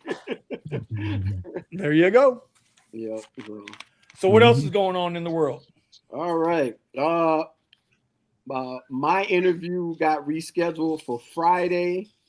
I did get in contact with my buddy that's a area manager for Domino's. So I'm gonna get started with them probably in the next couple of days. You know, put my my seasonal leave of absence from Pizza Hut. I'm trying to get money as quick as possible. I'm like, dude, y'all paying every 2 weeks? I'm like, this is slow. I'm like, I need money every week. Right. So when you keep hunting these accounting jobs, right? That's what it is you're looking for. Yeah. The accounting job is the main one I'm trying to get because that's going to be the thing that really pays the bills. You know, the pizza stuff is more of what that do. That probably take care of a utility, maybe a cell phone bill. You know, maybe odds and ends for groceries, but you know, I usually do all that at a set time every month. So, okay. Joey B has entered the chat and he has said, "Getting my steps in every day. Buddha definitely lost some weight from the last time I seen him at Coachella. Very motivating. Get your steps in and bounce." Blue hearts in the chat for Buddha. I watch every video. I watch every video. Boy, Buddha was looking like he was gonna fall over, but he kept. Did you not see him in that one? He was huffing, wasn't he? Yeah, he was huffing, but his sister had him going, and I'm like, dude, you got a partner that wanna walk, like she can, you know, because I know my sister dragged me all up and down Tampa if she lived here. I'm like, dude, my wife would be thinking I'm on drugs. I'd have been under 200. Oh boy. All right, so Melvin. Well, I guess that's all I got for the night. Steven, it's your time to take over the show. I'm busy modding a 3DS right now. There you go. I don't even know what the hell all that shit is, man. What are you talking about? Yeah, you went out driving. You only made a Nintendo 3DS. Yep, Nintendo 3DS. Yes, my daughter had one of those when she was growing up. I got one over here too. Yeah. But, well Steven, I got clients. I got people. People are starting to give me stuff and like, oh, can you hack it for me? Okay. Oh, jailbreak. Yeah, those were the good old days. Is that like legal to do what you're doing, bro? Is that legal? Yes. So jailbreaking, it's legal. What's not legal is downloading games and selling downloaded games. Right. Okay. Steps update. Since I got on the stream, I've moved up to 11,300. Jesus Christ. Bro, y'all don't even want to know what I did today. 1,073. I'm telling you, I was lazy as shit today. I feel so inadequate right now. Jess, how many steps you get in? I gotta look at my watch. Hold on. Let me see what I got so far. Yeah. You know what we need to do? Yeah, my 10,000 steps was on Monday. We need to do a stream where we all get out and do the steps at the same time. Oh yeah. Just like how they do the gig wars. We can do it. We can definitely hook everything up. Yeah. And just go mobile, and we can all get our steps in. Take one day, just go get steps in. Yeah. Yeah, that'll be. I'm good for it tomorrow on Thursdays. 42.96. 42.96. Okay, all right, that's decent. That's decent. Yeah, today I'm at 61.66. I'm at 68.84 and counting. Nice. He's getting there. He's gonna get his 7,000 in. I'm gonna get my 7,000, bro. I'm not stopping until I get that 7,000. Hey, Monk, how many steps you get in a day? But bro, what are you doing over there? He's still doing coffee. Yeah. Is he doing coffee? Or is he insulating the place? I mean, what the hell? Right. It's cold here, very cold. It's like 50 degrees. I'm about to say, you making a grow house? And yes, I'm doing coffee. Okay. Dark magic. There you go, Thomas. There you There's go. a new name for you. Dark magic. There it is. You know what? Dark magic next time. No, I'm not gonna use that one. I'm gonna use it right now. Okay, you know what? Okay, I gotta hold on. I gotta remember how to do this shit. Hold on. No, y'all go ahead and talk. I gotta do my thing. I'm a little caffeinated. That's my mistake. Yeah, so Buddha, I also went and did my blood work last week too, since Buddha did his. Nice. And I don't have hypertension, which is good. Yep. And the rest of the blood work, I don't have any results yet. So crossing my fingers, I'm not dying. Yep. Buddha was low on vitamin D. Right. I was gonna take your ass outside. Oh, shoot. Going out there and get cooked like your boy. I think most of America is probably low on vitamin D. You need to take like 20,000 A lot of units people every day. don't. Yeah, a lot of people. Especially if you work nights. Oh yeah, Yeah. absolutely. You're not feeling any of it. Right. By the way, Counting Tom, I added something to my. But little if you name take right vitamin over here. D, make sure it's with K2. Oh yes. I appreciate that. I think this is the lightest side on me right now. Just saying. All right. So I did it. There you go. All right. Let me see if I can do it. 7,019. There you go. Good job, Mel. He was speed walking. Right. I was. I No was. idea with my steps. Get a good heart rate up. Yeah. Monk, you don't wear like an Apple Watch or a smartwatch? I take it on and off too much. Yep. Me too. I don't like taking it on and off. See, is it because of the band or is it because it gets in the way of what you're doing?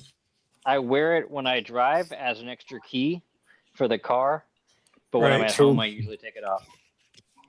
See, I've been getting used to just keeping it on. I got a better band, and the band, they're like $7, but they're just it's almost like an elastic type band. Yeah. That's what I have. Comfortable. Elastic one. Yep. It is just so much more comfortable. It is. Oh, so you can take it on and off? I haven't. Well, yeah, you I'm can take it on and thinking off about easy. doing I mean, the opposite. I'm saying Get is rid it of all easier to this. take on and off because Yeah, it just Or- I stresses. hate having to do the Yeah. latch every time. Like forget this. Well, yeah, no, you just slide it on, slide it off. It's a done deal, and it doesn't. And if it's too tight, you can loosen it. If it's too loose, you can tighten it up, and you can get it dialed right into where you're comfortable. Yep. Mhm. Yeah, I just wear it when I'm working with the car. Yeah, I got the regular latch, but my wife had bought me a bunch of bands with different colors and everything, but it's only for the 40 millimeter, not the 44. Oh well, let me tell you, when I bought these bands off Amazon, they said that it was made for this watch, the 45 mil. Right? No. Yeah. So all I did was I just took my pins that were already in on the strap. I just took the pins and just recycled the pins. That's all. There wasn't nothing wrong with the pins. So there's that. I want to see if we can do that. I want to see if we get everybody together. Go. Just get our steps in. Take one day and just maybe I'm gonna plan for that. Now, Let's do yes, it. Monk, you gonna show up? To time of day. We're all gonna go for a walk. I don't know. We're gonna figure it out, bro. I'm gonna try to put it together. Yeah, it works best for me on Thursday because that's the only day I'm off during the week. Well, it might be at midnight. Who knows? Oh well, shit! We'll say less. They won't even see me coming. What are you talking about? Oh my God, bro, stop, Okay, stop it. All you gotta do is turn on the damn phone. Okay? Next week, Wednesday, Boom. 9 There p.m. you go. Eastern They'll see you Standard Time coming. Right. for the show. Everybody has to walk. Well, listen, we got a little chat group. Ain't nobody been posting in it lately. I don't know what the hell's going on. Why Thomas and Melvin stopped posting in it, but we got a little chat group and just keeping everybody posting their steps in every day. I'm the only guy who was slipping with not posting, but everybody else was doing it, and all of a sudden they stopped. And that's what I mean about accountability. You guys got to hold each other accountable too. Yeah, I can send you a whole accountability. I get the whole week because I only missed a week, but I've been walking, but I missed posting for the week. Well, listen, like I'm going to go right back to Jess's analogy. I'm seriously, by telling her kids, asking her kids to be more productive, it keeps her in check to be more productive. So Thomas, by you putting in your steps, it's going to motivate me. Oh shit! God damn it, he got me again. And then I'll put my steps in. So that's all I'm saying. I'm saying. You got to hold each other accountable. All right, Steven, it's your deal, buddy. Your show. Buddha got a Sears picture. I'm done. I'm out. From Easter. You got to make Tom responsible. I'm still doing this hack. Well, this hack ain't hacking, You better get some of that red snow, or that's what I used to do. It from the driver's seat? So what was going on in the middle? I mean, if anybody cares, so the little flash cart and whatnot, it kept reading that the lock button or the lock switch was on. I couldn't figure out why, so what's it called? I wiped off the smaller SD card, and it finally stopped reading it. So, because I'm like, oh, is it the holder? Is it the SD card? What is it? Because you definitely don't want it to be the place where you plug the SD card into the DS. That's a problem. Right. Try and take one of these things apart. Hey, 20 Josh, years old. Hey, Josh, Really? in the comments, shush. Okay. Can you do it from inside the car while you're driving and waiting for a ride? No, I'm waiting for a ride right now. This guy doesn't What sing. song He you needs to want, do 10. Josh? I got you. Yeah. Agreed. He said if you don't sing, you got to do 10 push-ups. Yep. Down and It's get like 20. saying, put a gun to my Okay. face, but also put a gun to my face. Do 20. 10 is nothing. Do 20. some knee-ups. Yeah, do some knee-ups. Who's singing? Buddha. Oh, Buddha Buddha relations. Buddha Sinatra. He's going to sing Journey.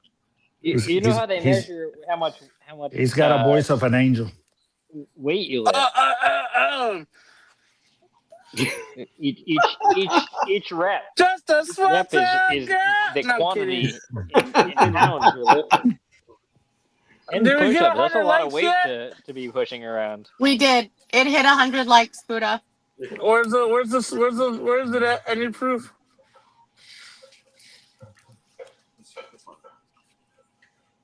All right, let's test it out. Buddha, we got 100 likes. Sing. Yep. Sing. Sing, Buddha. Okay. This is where everybody starts screen recording, damn it. I know everybody's gonna start screen recording, damn it. You damn right. And then we're going to distribute it on 1 million shorts all over every social media platform. Do I have to sing the whole song or just like, you know? You're gonna sing the song right, anime. That's what to do. Sing it right. Sing it right. Sing it right. Let's go, Buddha. Let's go, Buddha. Time's running out. Let's go. Hey, All I got right, I got my ready? I got my 7,000 in, so you better do it. Okay. Okay.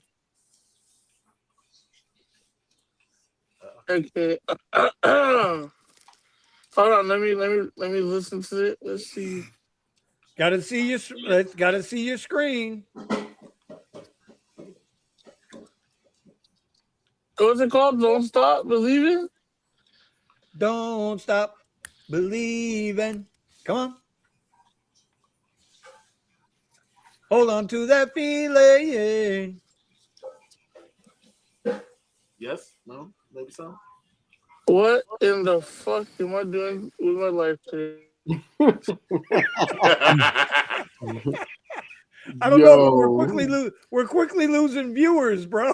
They're waiting. Right. Get on your game. Josh says this is going to be you singing is going to be his first video on his YouTube channel. Yo, can you guys hear me or not? Yeah. no, we can hear you. Wait, hold on. Can you guys hear me now? Yeah. What is this? A Verizon commercial? Right.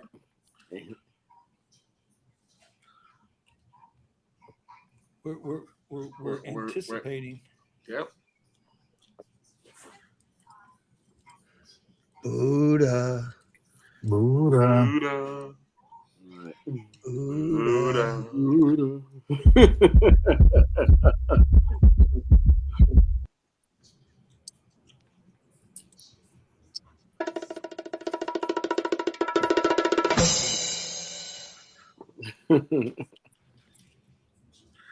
Okay, Buddha's not singing. Buddha's faking it out. It's going to be next Wednesday before he sings. That's what it seems like. Yep.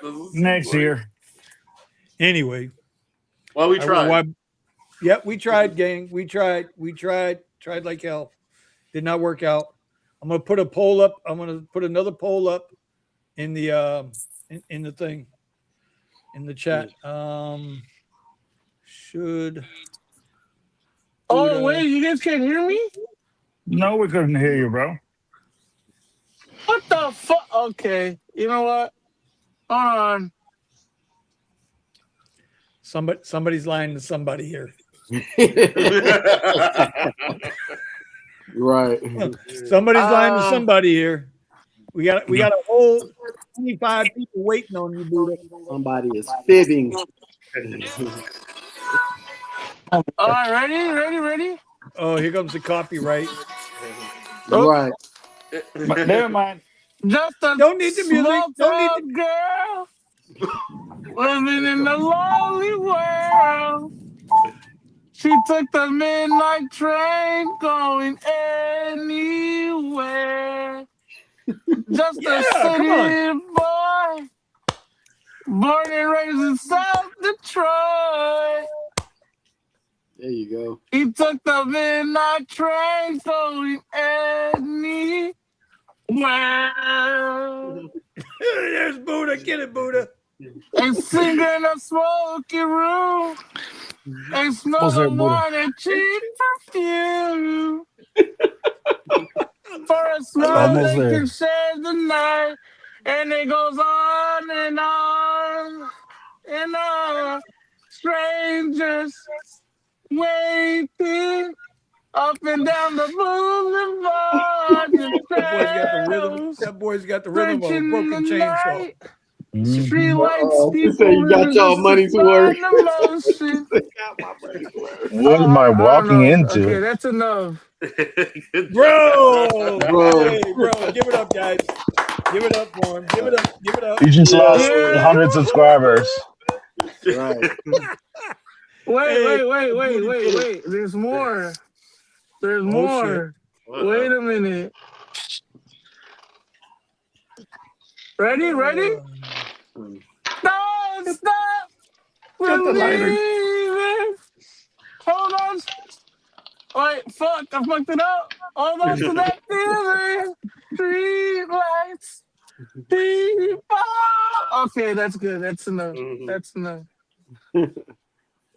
Before Oh, Buddha man, that was starts stripping awesome. and selling the butt Yeah, that was cheeks awesome, on bro. Twitter, you know what I mean? Yeah. You did it. Promise think that's made, phenomenal. promise made, and promise kept. Promise kept, bro. Look at that. You're ready to vote for Trump now. I'm now getting signed to Columbia Records. No, I'm kidding. I don't know if you want to deal with the Colombians, bro. Well, he made Columbia House Records. When Venezuela Records. All right, so I'm putting up a poll. I just put up a poll.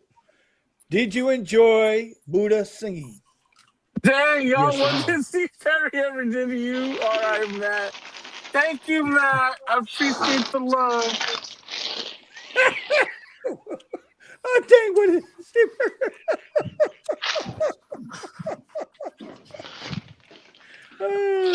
it? Hey, Matt, he said the poll wanted to see him sing last week, and they got what they wanted. They got what they wanted, buddy. Thank God, thank you know, I want to thank God first, right?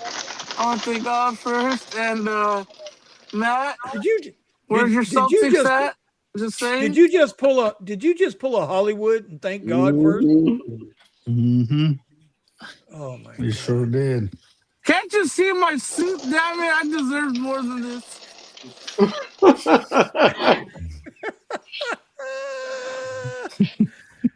Some will say it's photoshopped. Hey, Joey B said, "Damn, I felt like I was watching the season finale of Sopranos."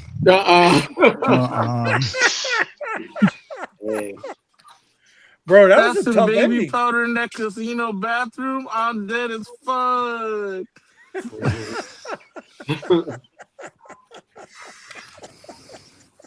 The things I do for content, damn it, because we're, as Vinny would say, content creators.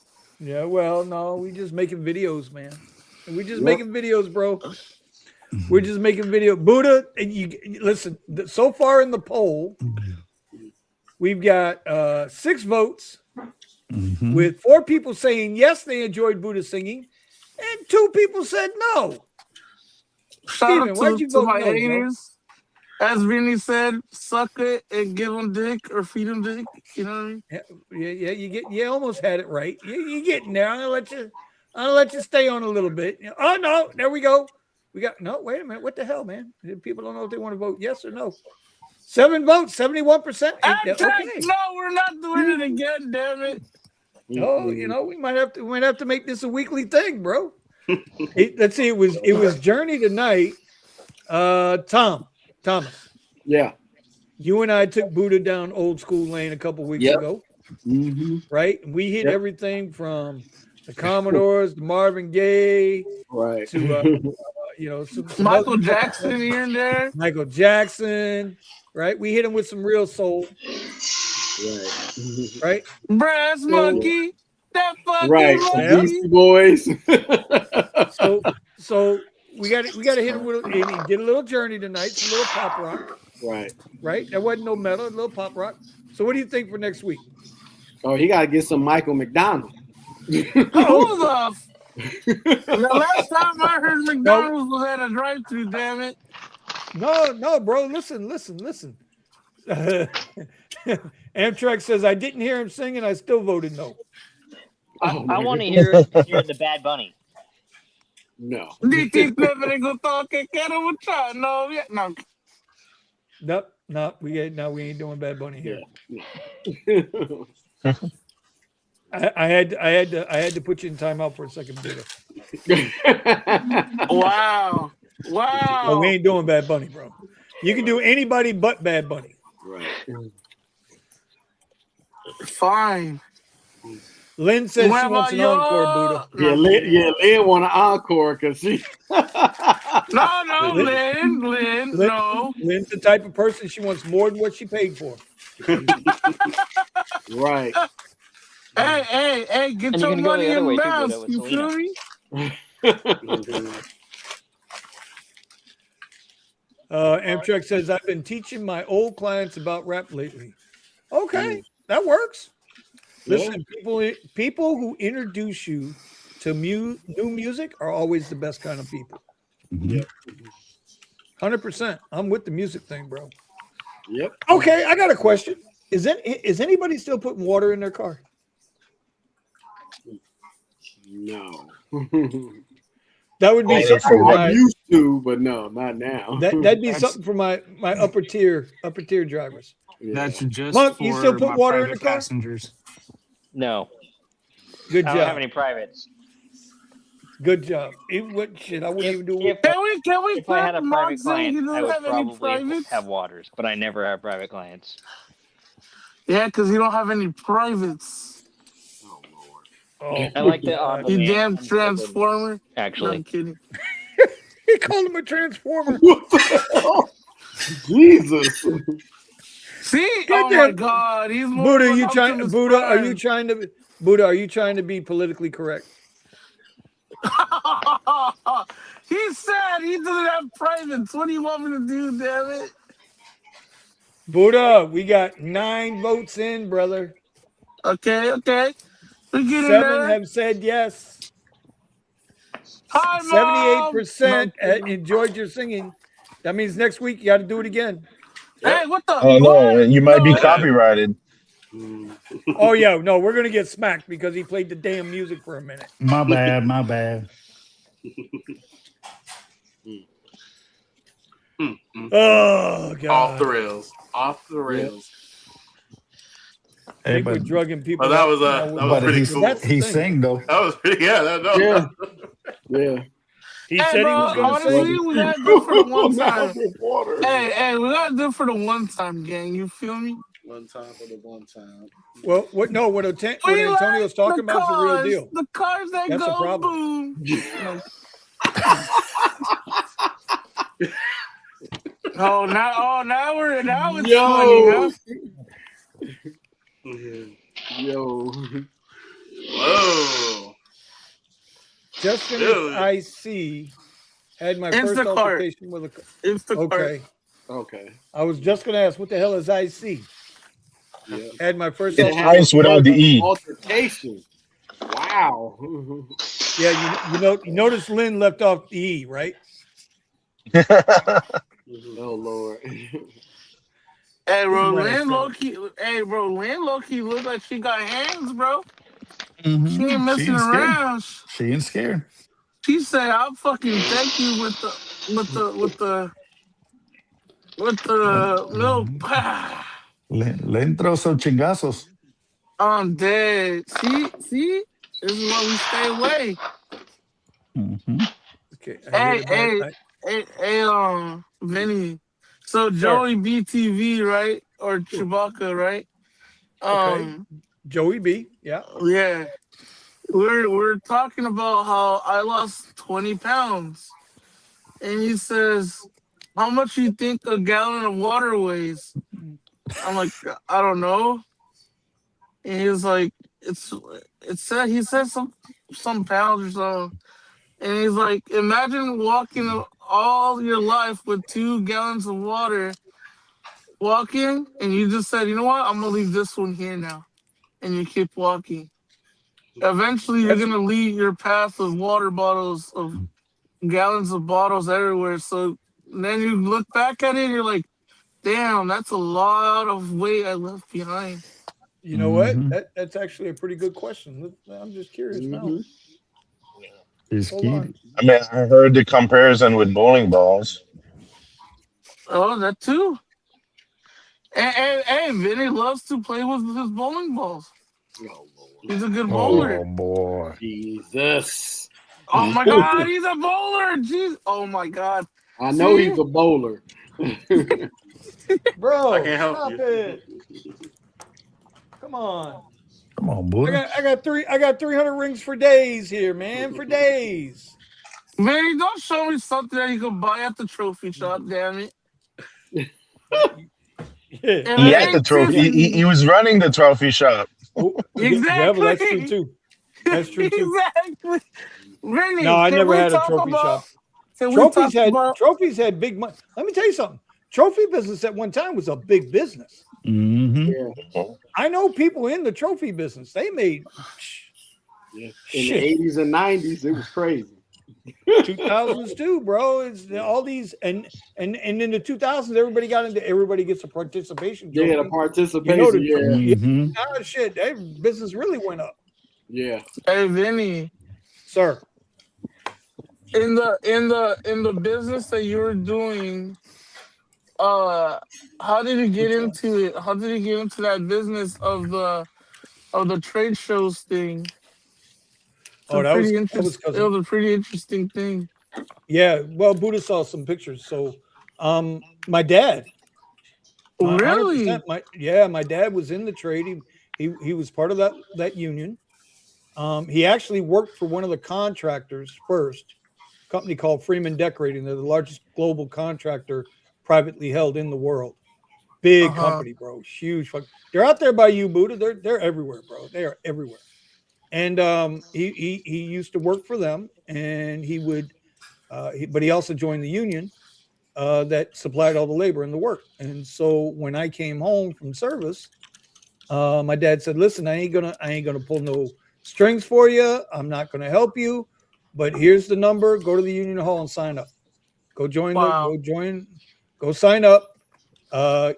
Start working as what they call a B journeyman, and start learning the trade. And I don't want to see you on the job.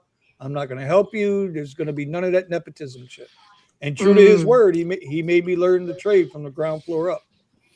He made me learn everything. And I was Vinny Jr. I was Vinny Jr. and that's the way it was. And after a few years, I really, really ran with it, took to it, and eventually got into the air, into the rigging, and working in the ceilings and hanging all the truss and lights and aisle signs and banners and exhibit signage and running machines. And then I went to school, Marshall University. They put me through school, finished off my college degree, and there you were. College degree 21 in what, years. Mr. Vinny? Adult education. Adult education. Yeah, I'm a teacher. What? Mm-hmm. What? Yeah, I got a degree in adult education. Yeah. Vinny, Also was certified. I was also certified. Bro, I was certified in OSHA 500, which is general industry, 501, building trades. I could literally put on the class. Well, I did. I put on the classes and issued OSHA 8-hour courses, 32-hour courses. Oh yeah, a lot OSHA, of stuff, yeah. Buddha. Yeah. What? Scaffolding, ergonomics, respiratory, welding. You're the type of person. I did it. You're the type of person that. Well, see, you're just you proved my point of how these companies may see us as just a number or a dot in the code, but each driver has their own personal thing to them. As in, you had education in the trading business. Everybody has their thing, right? And the thing. So I was talking to another driver that I got from. Literally, it was like a 10-minute ride. And kind of find out that this guy used to work for the ships on the, what do you call it? The container ships. Okay, he was a longshoreman. Yeah. and he said that he has so much experience in that, but something happened where they laid a lot of people off. But he Yep. says he could run machines like it's the back of his mind. Like Yep. he knows So it you in got and out. I'm like, damn. yeah, well, you got forklifts, aerial lifts, you got the big crane lifts, you got all of those. And but here now you Yeah. see what Steven's doing? Y'all see what Steven's doing, right? Uh-uh. Did I not tell you this was gonna happen tonight, gang? I had Yo, mine chat, do we kick on. him out? Chat? I Chat? mean, we had tacos. I think it was yesterday. No, Monday. Yeah, we Yeah, he had doesn't even tacos realize on I kicked him Monday. off stage. No, I know you can still see me. Uh-uh. Yo, why does Monk look like he looks like a like a 90s lesbian? What the hell? Where the hell you get that from, Buddha? Right. I don't know what that is. You're lying. You know damn well what I'm talking about. But Buddha, there's a lot of people that have a lot of skills and a lot of trades that they could do or they done, and for whatever reason they got away from it. You know, I don't know. the thing I lived like through the with your, 90s. I don't know what you're talking about. Oh god. oh, there were plenty of Jane Fondas running around then. Like look at Monk. Monk Not when like you today. talk to when Monk is like when you talk to Monk on some real shit, he keeps it 100, right? And I told him, what did he do, Monk? And he said he also went to college for 2 years, got his thing, and he ended up just working with this pop in the coffee shop, knowing the ins and outs of it. And I'm like, dude, that's like kind of cool as fuck. Because you don't know people. You like, man, I wonder how it is running a coffee shop. He did it. You know, it's pretty cool. It's pretty crazy. Like, you know. Yep, family That's owned why business. that's why you should never underestimate anybody. But at the same time, those jobs were good then, those skills were good then. What do you know? But now you're in a different situation. So, like your buddy that Yeah. used to work at the longshoreman, you know, there are whole docks, shipping docks in China that don't have anybody working them. They're all robots. They're all what's the right word to put it? Yeah, they're mechanical robots. They're autonomous robots. You know, Yep. and that's what's coming. That's what's coming, Oh, and yeah. and that's why it's so important, I think, to move yourself forward and but what do you do? You know, that's the question. It's like if you're going to learn a new skill today, what's the new skill you're going to learn? Like, what So, do you go ahead? ahead. No, go ahead, Buddha. No, it's sorry to cut you off. It's because, so as you guys may know, I'm working on Steven's website, right? And Okay. and then yes, it's not perfect now, but it will be perfect, right? And a lot of people are I talked to a bunch of coders and all this, like, dude, what do you think about AI taking over the coding game?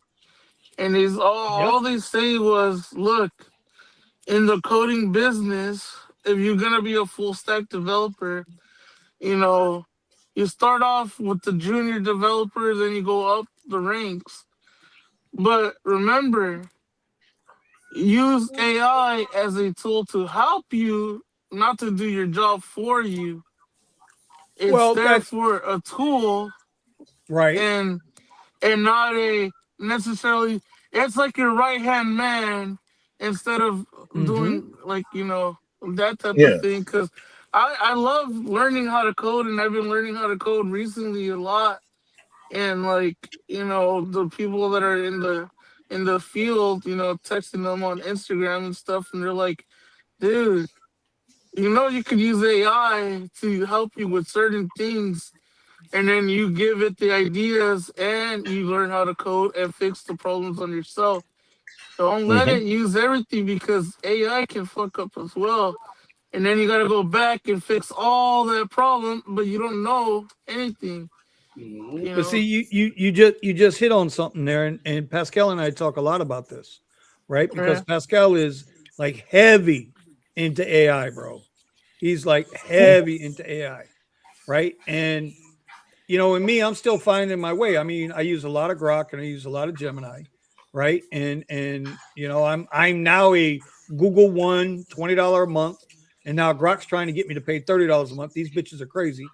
But anyway, the point is, and this is what I did with those videos where I had Grok deciding what my rules of the day were going to be, where I was going to work, those types of videos. At the end of the day, bro, use AI as an assistant. It's an assistant. Tesla doesn't have full self-driving. Tesla has driving assistance. Words matter, context matters. So if you can use the AI, Pascal, you're doing something there at the house where you just upload it into a new computer to automate stuff. Tell us what you're doing over there. I mean, I'm doing a lot of stuff. Um, Basically, I'm building a machine that's gonna give me AI agents to do repetitive tasks in my business and my daily life that I won't have to do manually. Like some of the stuff could just be like going through daily reports and flagging important things that I normally would have to go through manually, and then just now I'll just be notified if there's really something um, important that I need to pay attention to. It's all about being more efficient. Today, I was also working on something for, filing state tax returns for, you got to do that monthly, and it's all repetitive when you have like automated reports and stuff. I was just talking to our accountant today, and I mean, they've been doing their stuff their own way for years, but I in the 30-minute conversation I had with them, I saw everything that could be automated, and I wouldn't even need them, for that specific task. And as soon as I'm done What's programming, crazy? running. What's crazy? What you just said. So there's a guy on YouTube where some lawyers, uh, depending on the lawyer, they charge you a consulting fee, right? Hmm. And so what he said was, I would just ask ChatGPT the same type of questions, right? That I would ask a lawyer with consulting fees. And Hmm. I said, okay, I got ChatGPT's answer. Let me ask, my usual lawyer guy for consulting fee. And I almost said something almost like 95% of what AI told him already. And he's like, you know what? That'll be the last time I ever spend money on a consulting fee because AI has already read all the lawyer books and all the laws, the new laws that are coming in. There was they It's wanted to crazy. stop certain books from being posted, especially law books from being posted online for that very reason. If you have the tools. I don't know if you guys seen like companies like Anthropics, which is behind Claude, and then this is the one I saw. I have actual like warehouses with millions of books, and they're just scanning everything. It's Yeah. insane. They're just scanning every book that exists in order to put this into their data set. Yeah. It's been points that there's been points in Uber when I'm doing Uber and I pick up a guy who's really into, religious, right? He's a very religious guy. And he was talking to me about the Bible or whatever, right? So I said, "Oh, talk to AI about it." And he's like, "Yeah, I use the Meta AI, but it's not really that good." So I told him, "Look at my ChatGPT. Like, tell her whatever you want to say." And it got to the point where they were having a full blown religious talk in the car for 15 minutes, and he was like, "Damn, that girl is really good. Uh, what AI is that?" Because she's like answer like it was a full on conversation. And I'm like, it's kind of crazy how it could read books like that and all the books and like give you information on it and stuff. at your fingertips too, which is crazy. I You don't know, think people realize the power of AI, man. No, they don't. right. I Like mean, something like so. I think Vinny said this a while back. It's not about using AI. It's about using AI as a prompt. If you can prompt and learn how to prompt an AI, bro, you can make it do whatever the fuck you want within reason, obviously. right. But As yeah, long I read something yesterday that that was pretty profound. It's just like you gotta use AI to learn AI. Like you take advantage of it to learn it, how to work it, and it's the same thing as like you don't know what you don't know, but like on the opposite end. I'm so big into LLMs and shit. It's crazy. Listen, I have a iPad at home. It's a M4 Pro, iPad Pro M4, and I run locally an LLM, Gemini, LLM on it, and Apple's LLM on, like directly off of locally LLMs, Yeah, and it's crazy. It's crazy how this shit runs local AI on the iPad without me doing anything. I you know, use. Um, Go ahead, Pascal. there's a lot to learn. Like the more you get into this topic, I find that I gotta pace myself because it you go down like a rabbit hole and you want to learn more and more, but like other stuff is still happening at the same time, and we only have so much time during the day. But Doesn't Yes, they I sir. did. say don't they say that technology is advancing way faster than our eyes or something? Well, that's just it. Technology, the Yeah. speed of technology now is Yeah. probably 10x faster than it was a year ago, and Yeah. 100x faster than what it was 5 years ago. Years ago. Yep. Hmm? You know, when you think about it, AI, Gemini. Well, how long has Grok been around right now? Mhm. Well, like How two long has Grok been years, around? Is it 2 years a, or is it about a about year? about a year. Yeah. like a year or two. And now that Grok AI is in my car, on my phone, in my computer, and I can sit there and I've had tons and tons of conversations with Grok, mostly good, a couple of them bad. Gemini, Mhm. Gemini has things called gems where you give it a set of instructions, and so when you click on it and you open up that gem, that's your focus. So now like I use one for trading, right? And every morning when I trade, it's a simple set of rules that I have, and it's similar to Grok in the car. Simple set of rules that I have, and I paste in my whatever my broker statement is, my P&L statement. I paste that in. It sees that. It knows where we're at. Right. I have a $250 max loss on the day. If I lose on two trades in a row, 30-minute timeout. They're rules, and Gemini helps keep me in those rules. It reminds me of those rules.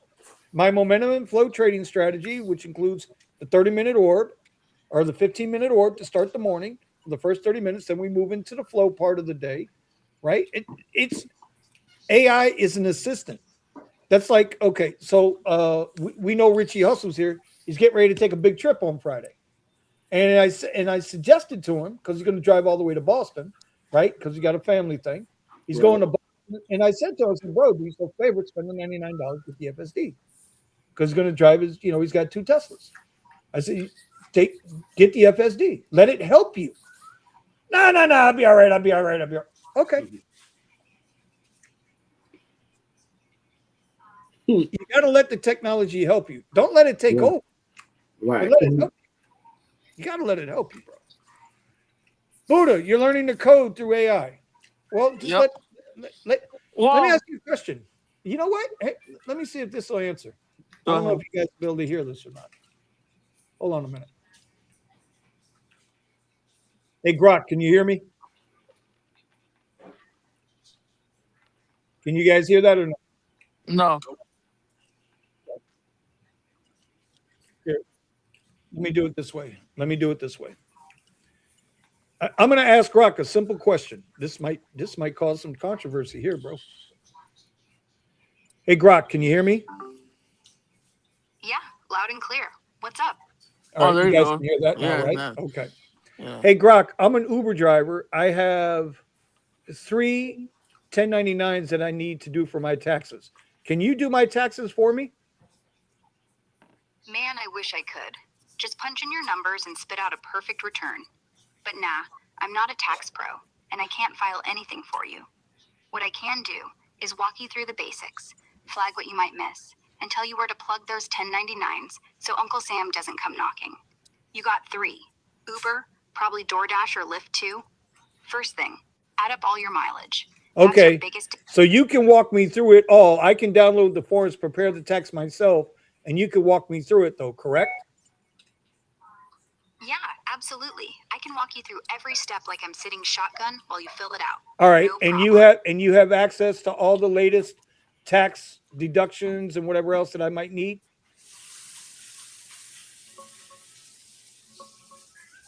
Yeah, checking the freshest IRS stuff right now. Bro, she just took Thomas's job. Right. In a Straight blink of up. an eye. In a blink of an eye, huh? And I say that not disrespectfully, No, but she I know just told exactly what me you mean. I can knock H&R Block off my list. I don't need H&R Block to do my taxes. And when I tell you I set up last week OBS, right? On this computer. If you guys don't know what OBS is, it's a software for streaming on the computer. It's a free software that has a lot of little intricacies to it. If you don't set it up right, you're going to be in trouble. Yep. Right? Grok, walk me through it. Bam, bam, bam, bam. We were done in an hour. In an hour, done, set. I ran a test stream on it, and it was pretty damn good. It was as accurate as it was going to get. There are things you could, Josh, when you go to set up your YouTube channel, use Gemini, use Grok. Gemini will spit out your banner. Tell Gemini what you want, and Gemini will spit it out. Right. It really will. It'll help you plan and plot. Use it. Grok in the car. If you have Grok on your phone, or if you got a Tesla, you got Grok in the car. Grok isn't going to help you make more money in the sense of tell you where the biggest ride's going to be. That's not what Grok does. But you know what Grok will do? It'll remind you of your best practices. If you're in Fort Lauderdale and you're going to work in Fort Lauderdale, the best place to work on a Friday, Saturday, or Sunday night in Fort Lauderdale is Las Olas Boulevard. And the beach. Go to Las Olas, go to the beach.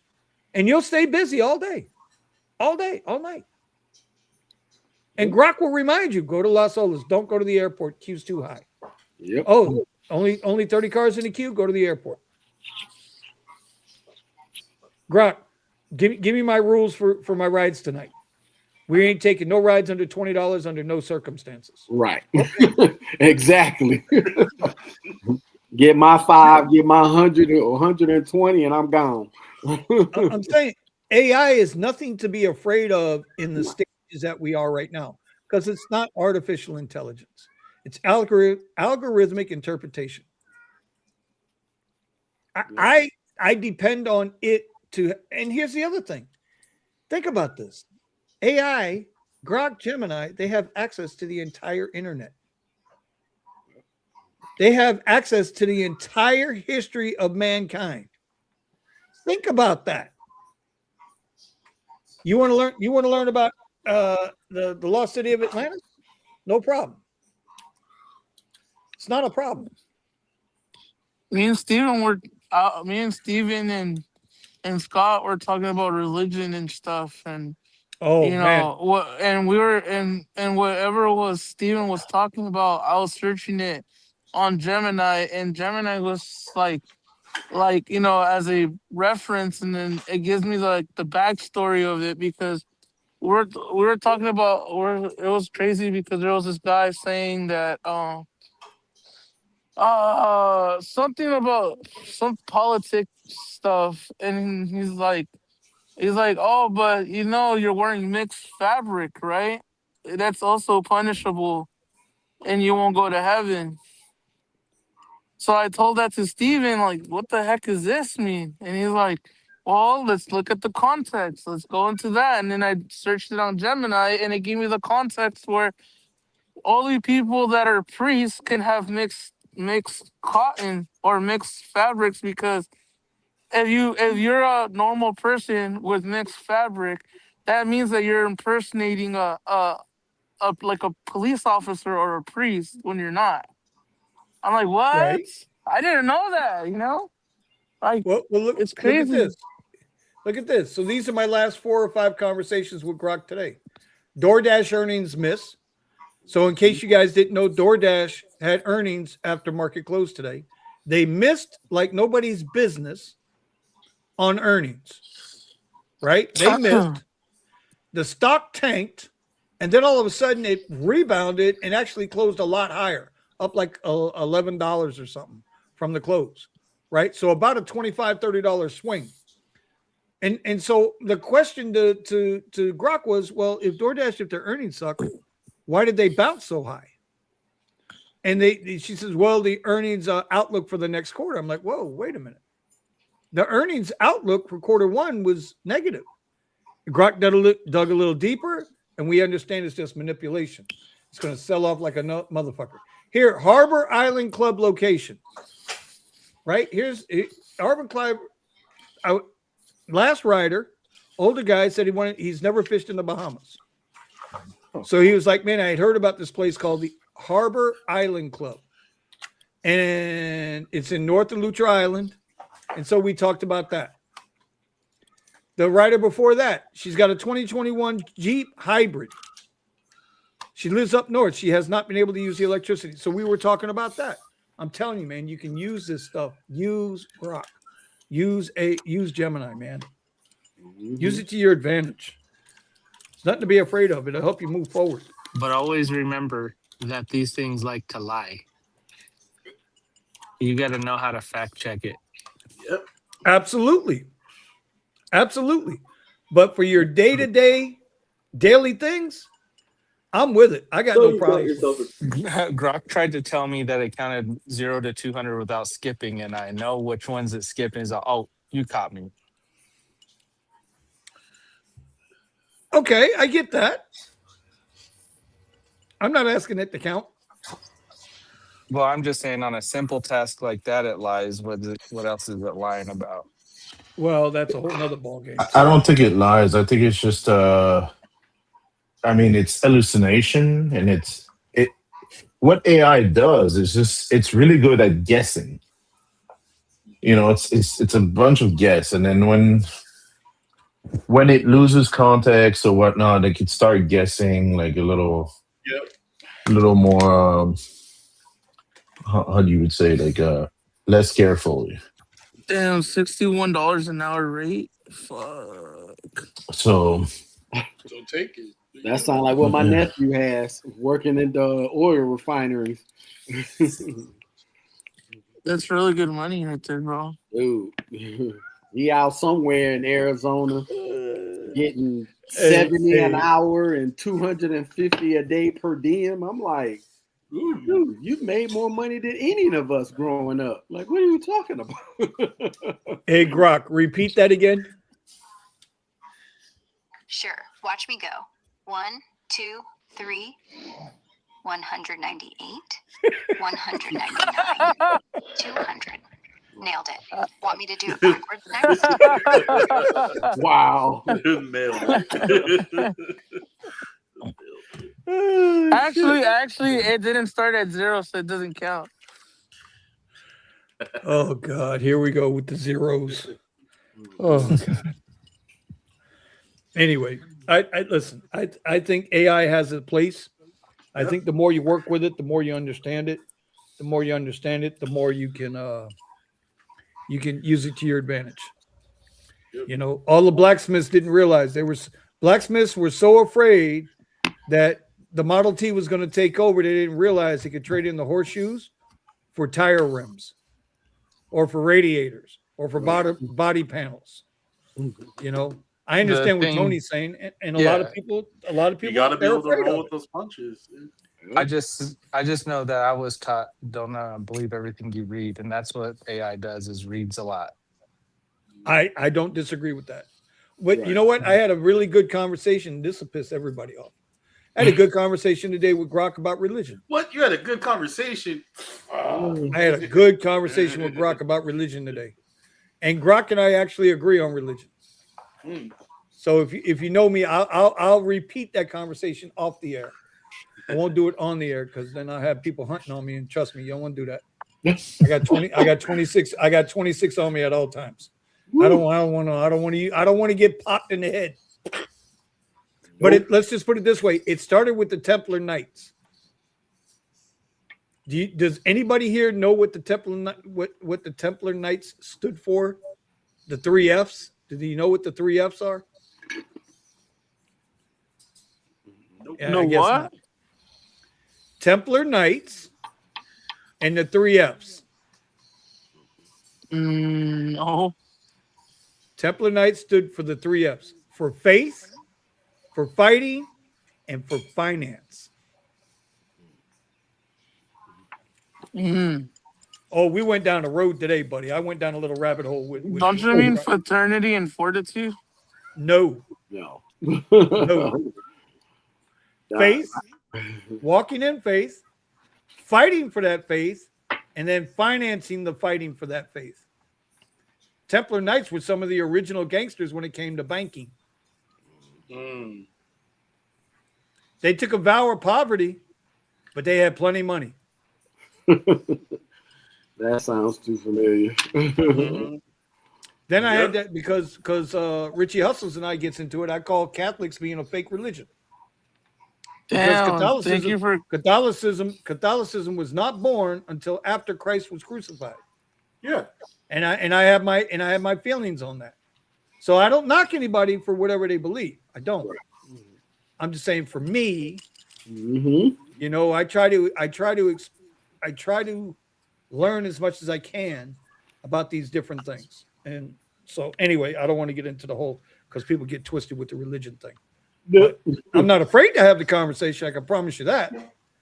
But there's a lot of stuff, right? Like Eddie calls me the other day and he's flipping out because Matthew 21 verse 7 or Matthew 17 verse 21 is missing. And when you go down, I think it was Matthew 17. Which one is it, Stephen? That's not in the Bible. Matthew what? I don't know. 17 verse 21.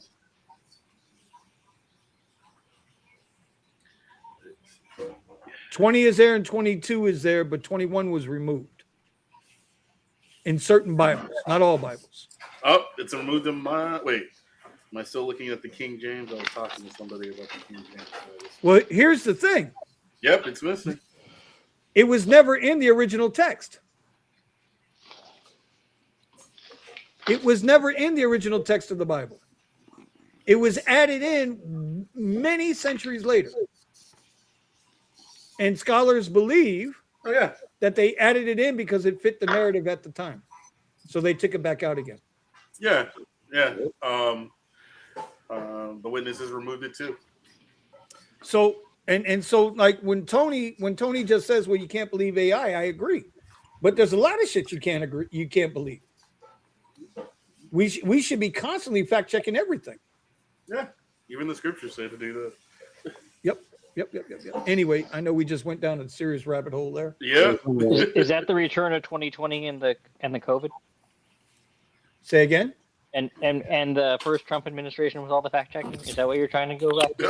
Oh, the immediate fact checking after every statement. I mean, when it comes to historical context, I try to understand it. However that is, you can be a troll all you want right now. I don't care about your troll. Listen, all I'm going to say is the Democrats elected Joe Biden, who used the N-word in Congress in 1971. So it really don't make a fuck to me what anybody thinks. Y'all elected Joe Biden, the biggest racist ever elected to the White House, ever. Signed the 88 crack laws. Ever. Right? Gave the eulogy at the Cyclops KKK Grand Wizard, whatever the fuck they are. Okay? I don't want to hear it. I Is that don't a want to hear unanimous it. opinion that is the biggest racist ever? Say again? From the panel here, is that a unanimous decision that Joe Biden was the biggest racist ever? No, I don't just remember who he No, was not before unanimous. he was president. I don't care. You know. As far as I'm concerned, he was the biggest racist ever to hit the White House. That's how I feel. Based on what I've learned. That's not to say that there haven't been racists before that, because if you really want to go back to the president that signed in the Civil Rights Act of 1968, was it 1964? 1964? Yeah, that was 64. Yeah, that was Lyndon B. Johnson. 68. Everybody seems to forget what Lyndon B. Johnson said. He said, by signing this act, I'll have them voting for us for the next 50 years. Yeah. And he used the N-word. and nobody ever wants to. But it's out there on the internet for you to see. Right. This is fact. Democrat. This is fact. Yep. This is not me being a Trump fan. Right now, I can't stand Trump. Fuck Trump right now. Because he's not doing what he's supposed to be doing either.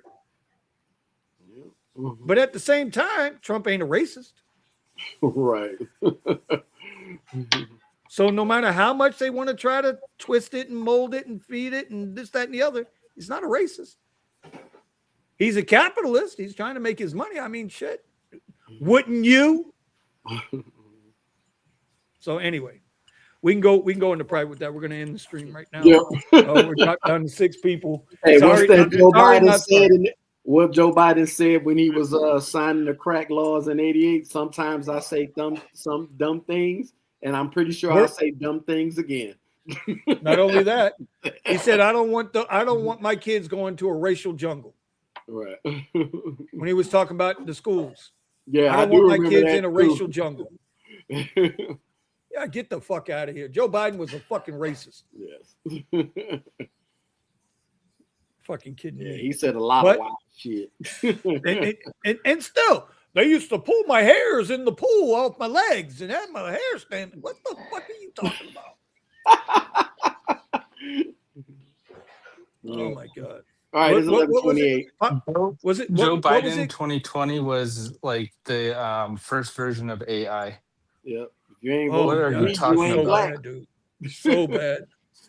So bad. And all they have done since then, since 2015, when he came down them damn stairs, is just absolutely ripped this nation apart. Just ripped it apart. And I get so mad on Twitter. I try to stay off Twitter. And Buddha's best friend even came at me today on one of my tweets. You know, Minivan Todd, whatever the fuck his name is, that faggot.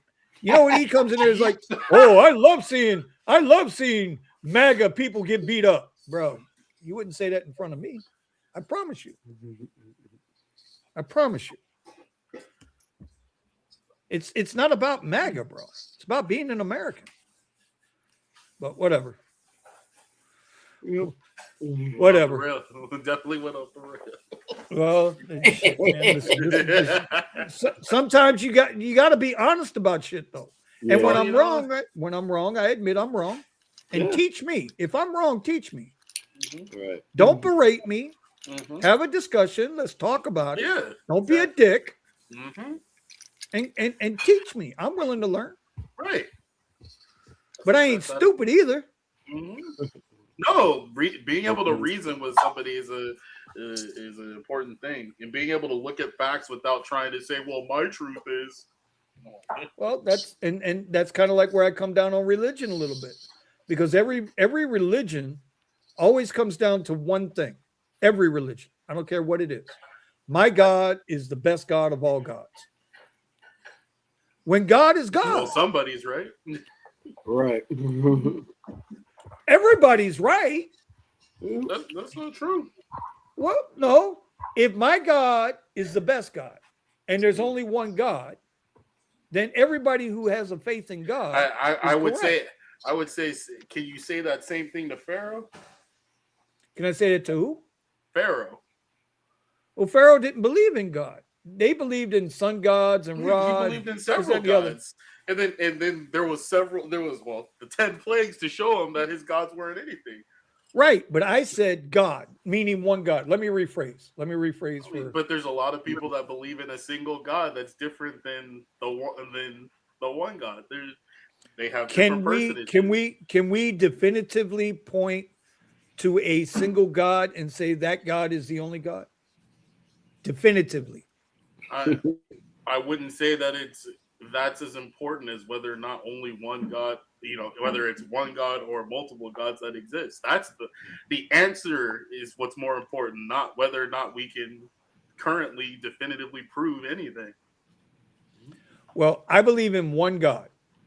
Yeah, I believe in one. And I believe that God has no religion. I disagree with that 100%. See? Yeah. Yeah, I disagree with that 100%.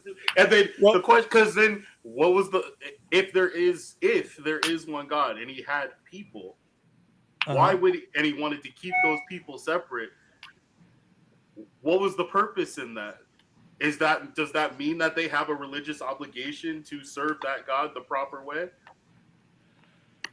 I don't think God meant to divide the people. I completely disagree with that because Jesus said the exact opposite of that. I'm here to bring division. You don't want, wait a minute, division in the sense of what? Right or wrong? No. Good and evil. No, he was there to bring division between those individuals that were teaching the law and they were teaching the law incorrectly. See, again, and this is where I have an issue with not only religion, but I have an issue with, God, I hate to do this to you, buddy. You said seeking you shall find. Exactly. But bro, Jesus was a man. 100%.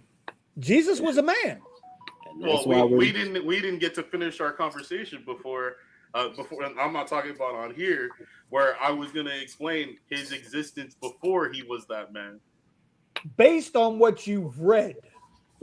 Which you've read too. Wait. Based on what you've been taught. Based off of scripture. Based on what you've read and what you've been taught. So don't get mad. That's not you take mad. it. Don't get mad. No, I'm saying it. So either you believe the words in the Bible or you don't. I believe in God. I have a blind faith. I completely understand. Wait. Let me finish. I have a blind faith and profound faith. Ask Grok. Stop. I did ask Grok. I'm telling you, and Grok agreed with me earlier. Grok called No. I was reading the comment. I understand that. No, I see that down there. I see Antonio. I like Antonio. We're actually on the same team today, right? Listen, which is a shocker because usually he's going at me because I'm a Trump guy. But now that I said fuck Trump 2 weeks in a row, he might give me a break. Anyway, when Grok and I was talking about the Templar Knights, eventually Grok and I got to the same conclusion, that religion is a grift. Religion is a grift, in my opinion.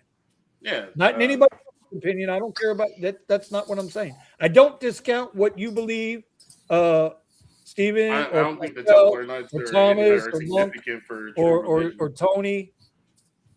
Most religions, especially the modern day religions, or the modern day versions of religions, are a grift. Yeah. I agree. Unfortunately, I'm having an audio issue. I don't hear Stephen, but I hear you. Oh, okay. Here's the thing. Let's go with Jesus for a minute. Didn't Jesus preach poverty and humbleness? I wouldn't say he preached poverty, but humbleness. What did he preach? Humbleness, yes. Love of neighbor, yes. Okay. Love of God above all else. So why are we paying the preacher and the pastor, $10,000 a month to sit up there in front of the church and preach to people? I don't know why people choose. Why do people have to tithe 10%, 15, 20% of their earnings every month to the church? I mean, well, I'd stick with one question at a time and actually. Let's see. Yeah, and then I would actually flesh it out. So if you want to talk about the tithe, what was the tithe originally for? What was it for? Originally, it was for maintaining the temple and maintaining the pure worship of God. What temple? Who imposed the tithe? God's temple. When did Jesus Christ ever preach in a temple? He literally walked into a synagogue and was talking to the aldermen in that synagogue. Talking to somebody and preaching the word of God is two different things.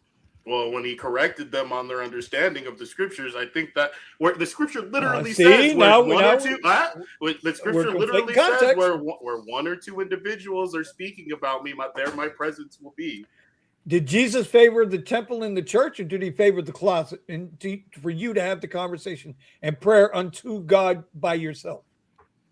I don't even understand what Christ used to say. Christ said somewhere in them scriptures. Now, don't make me go find it because I will. Yeah, I want you to find it. Go into a closet unto yourself and pray with God.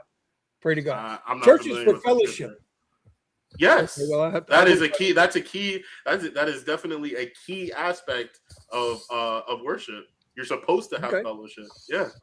So when I personally say that I think all religions are a cult, or not a cult, I accepted that. A grift. When I say it's a grift, I mean that you don't need religion to get to God. Yeah, I disagree with that. More people have died in the name of religion. In the name of religion, I agree. In the name of religion, more than any other extension level event that's ever happened on the face of this planet. Right? Does that matter? Yes, because God didn't preach violence. But you think, well, one, there's instances of violence throughout the scriptures, for one, and two, there's instances of violence in every book of religion. Right. Exactly. So I'm saying you saying that, I mean, violence is part of the human condition. So say that again. Violence is part of the human condition. Thank you. Perfect. It's got nothing to do with God. It's got nothing to do with God. Oh, so sovereignty has nothing to do with God. Right to rule has nothing to do with God. To do what? Right to rule has nothing to do with God. No. Kingdoms have nothing to do with God, even though we talk about the spiritual kingdom and the earthly kingdom multiple times throughout the scriptures. It has nothing to do with God. See, again, my brother, with all due respect, you're referring to rules. You're referring to rules and stories that were written by man. Oh, okay. See, that's where I disagree, and you can't really have it's an argument on faith. So if you don't believe that the scriptures are the word of God, then it doesn't matter what we discuss, because it's always going to be, well, a man wrote that. Well, yeah, and I can respect that. and so this is why all my it's a choice. My military days, exactly, it's a choice. And I've always said I respect everybody's right to their religion and their thought and their faith, right? As long as it doesn't impose anything I disagree with on me. Exactly. That is the ultimate freedom of God. 100%. God is for me to have my opinion, my freedom to be and exist, as long as I'm not hurting anybody else, right? Because I got no love for Muslims right now. They're trying to get rid of dogs in New York City and all this other bullshit, right? That's another fake ass religion, pedophile religion. That's how I feel about it. But I can say the same thing about Catholic priests, right? So it's not like I'm attacking one religion and not going at another. Yes, multiple religions have had individuals that have taken advantage of people, or groups of individuals that have taken advantage of people in the name of religion, in the name of whatever powerful position that they were in. I agree, 100%. So Tony Antonio says faith, strong belief in the doctrines of a religion based on spiritual conviction. Right. How many people read the doctrines of a religion, but they have no spiritual conviction? Too many we can count. Right? Yeah. That's like saying people go to church on Saturday or Sunday. People go to church on Saturday or Sunday, and they praise and they love, and they're holding the person standing next to them. And on Monday, they're ready to whoop their ass. I'm about to say Monday morning is a different. Monday morning comes and all that spirit's gone. That's not walking in faith. That's like going to confession, right? Catholics go to confession. Oh, send 10 Hail Marys and 10 Our Fathers and light an incense on the way out. and fuck, I splash just the which killed is holy three which is water. all against the scriptures. I as just well. killed 3 people in the subway. You telling me to go pray 3 times and spin around and do a dance? And splash some water on me. Bro. And everybody That's freaks out another over the thing. Pope. Well, Eat a cracker and here's cranberry another thing for juice. you. What's the biggest, most wealthiest business on the planet Earth? Religion. Rome, the Vatican. Yeah.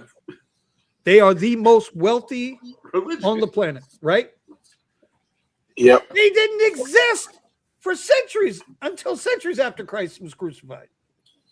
Well, I mean, aren't they still the Roman Catholics? They just changed Ah, what did they? form. That's right. They changed form. Roman. Yeah. They Yeah. were the Romans. They were the right? Romans, and they still rule. Yeah, and they stole it. They stole it. Stole it. They were the one that extolled it. I bought fake They're merchandise in the Vatican. You bought fake merchandise in the Vatican? Did I bought a Stole your ring. airbags. I bought a ring that just decomposed like within like a week of wearing it.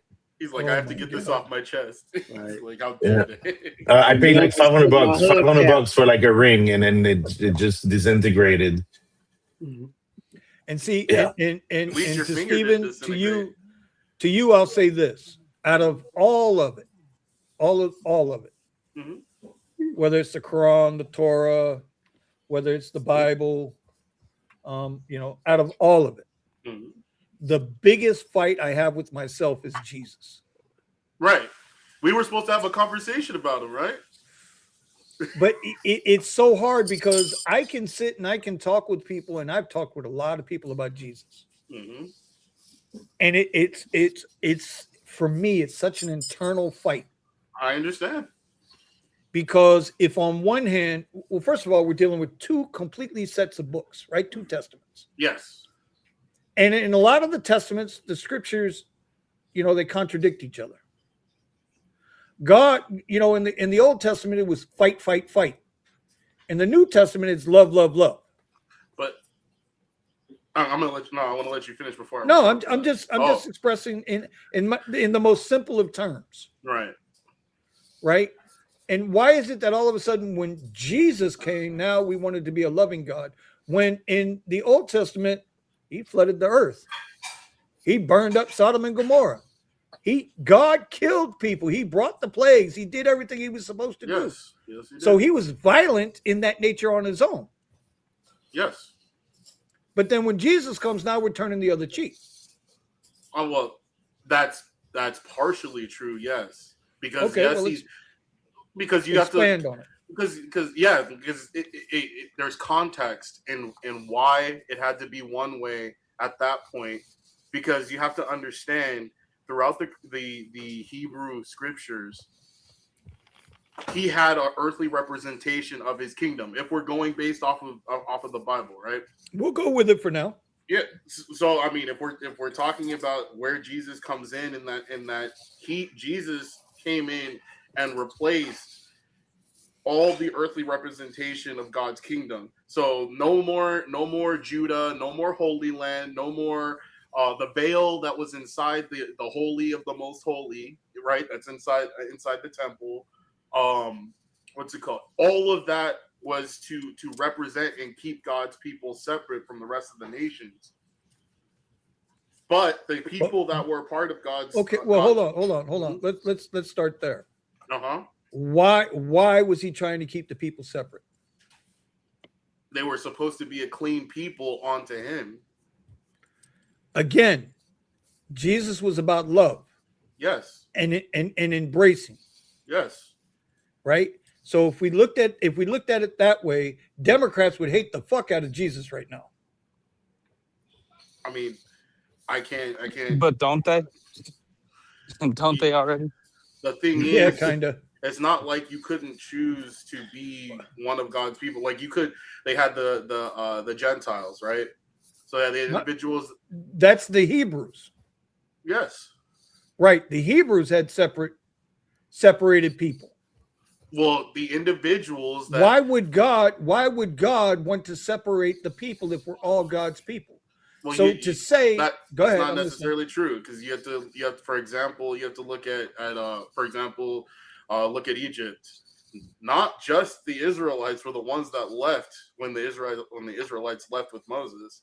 It was a bunch of the Egyptians that didn't want to be under that rule as well, and they were allowed to be with God's people, but they had to make that promise and conversion. But the first generations were considered separate. So this is and this is where, this is where shit don't make sense to me. This is why I can't get into it, because if we're all created in his image, Yes, and we're all God's people, then yes. there should be no separation.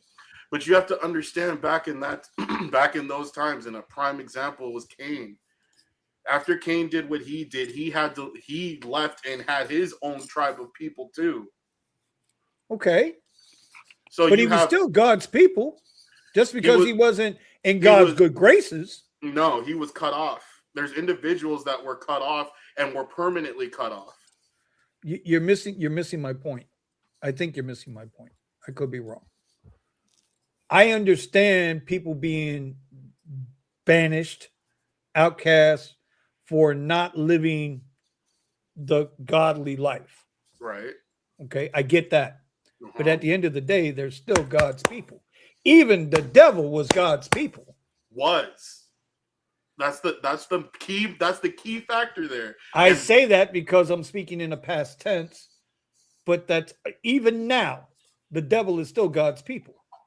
No, he's not. Then God is not then God cannot be the Almighty. I don't know what you mean by that. Everything emulates, everything stems out from God. Yes. Fair? Okay. Everything is created by God. Yes. So they're all God's people. Literally speaking. One of the main things like that separated people in the first place started in Genesis, started with Adam and Eve. Them making the decision to sin against God in the first place separated them from God. Right. And then you had Cain and Abel. Now, Abel was accepted by God, was chosen by God because he was giving the first fruits of his flocks, right? Whereas Cain was not giving the first fruit and not only that, harbored resentment for his brother. Mm-hmm. And he harbored resentment because he was doing the wrong thing in the first place, and then he started letting that line of thinking keep rolling in his head, so much so that God comes to him and says, all you have to do is turn to doing good. That the point at which he was no longer one of God's people is when he acted on that mindset. So I guess maybe I need to look at it and word it differently than how you word it. Meaning, when you say he's not part of God's people, I have to look at that and say, well, he's not in God's favor. And not only that, he's cut off. The point is that he wasn't cut off. He was still alive. He was still feeding and gathered his own people. Because just like you said earlier, you have the right to live with your own free will. 100%. He was no longer allowed to be one of God's people. He was allowed to live the rest of his. Because for example, if Adam and Eve had been instantly been punished, we wouldn't be. We're saying the same thing, right? I don't know. I don't know that. Yeah, we're saying the same thing. I'm just saying it differently than you. Well, I think saying it differently also has context. Oh, I would not disagree with that. Right. That's why I'm saying it the way that I'm saying it. I know you are, brother. The context matters extremely. Right. Vinny, you're coming to a separate conclusion without explaining how you get there. Well, what would you like me to explain? Well, you said if people are cut off or if people choose to go against him and that's their free will, they don't want to be under him, then how is he almighty? I never said that. Yeah, you said, how is he almighty if that happens? No. What I said was, Stephen said that these people were no longer considered God's people. Correct? Right. And I said, if God is the ultimate creator, then they are all God's children, good, bad, or indifferent. That's how I arrived at that. Okay. Because if we are No, they're all God's part, they're His They're God's creation, creation, but they're not no longer His up. Yeah, children. they're not His so people. Though. see now Tony's introducing a different word. But you just introduced a different word. Well, no. I'm not saying he's right or wrong. I'm just No. saying this is what I mean. This what we're doing right now is the ultimate grift of what I consider religion. Meaning this. You're saying you're saying God's people and not God's people. I'm saying in God's favor and not part of God's favor. And then Tony just introduced it as God's children. Meaning we're all saying the same thing. We're all saying the same thing. We're just saying it differently. No, because you're not going off of free will, Vinny. You're not going off of free will. I'm not. You're saying you going off of free will. Yeah, you're saying you want free will, but then when people exercise their free will, then you're saying that God's not the ultimate creator or almighty or whatever your description is. No. Them words never came out my mouth, sir. I never said God wasn't. I maintain God is. Or you're asking how? How is it true? No, I was questioning Stephen's statements. That's all I was saying, because Stephen is saying that these are not God's people. restate what your understanding of what Stephen said is, please. Okay, we'll do it again. Stephen said that there are God's people and then there are people that are not God's people, using the Cain and Abel, right? Talking about Cain and Abel. Is that correct? Right, and they're cut I'm saying it's not whether they're God's people or not. It's whether they're in God's favor or not. You see the difference? But ultimately, they are all God's people, meaning they are all God's creation. Maybe that's the way I should say it instead of saying God's people. Maybe I say it God's creation. Yes, they are God's creation. Does that make it better? I can agree with that. I can agree with that. Okay, well, listen, I'm willing to, I get along with everybody. I don't want no problem. The only point of contention that I have there is that, it seems like you're saying it in the sense that if they were to change their behavior or change the way that they were, that they have a pathway back to God, and they don't. According to Jesus, they do. That's not true. Because would you say the same thing about Satan? Because he doesn't. And the scriptures actually do say that there are sins that are irredeemable. Right. There's seven deadly sins, right? No, not the seven deadly sins. There are sins that are specifically irredeemable. One what are they? Sinning against the spirit. So if you sin against the spirit, which Satan's definitely done by going against the will of God, and then Adam and Eve did the same thing. They rejected God's kingdom, his right to rule over them. When they went and ate the fruit after God clearly told them that they would die from eating that fruit, they rejected his right to rule. See, now you take me down a whole nother which is a whole different now you take me down a whole nother rabbit hole. This is a whole nother rabbit hole. That's fair. Right. Is it okay, we can stick to the bro. I love bouncing, bro. I love it all. Trust me, I love it all.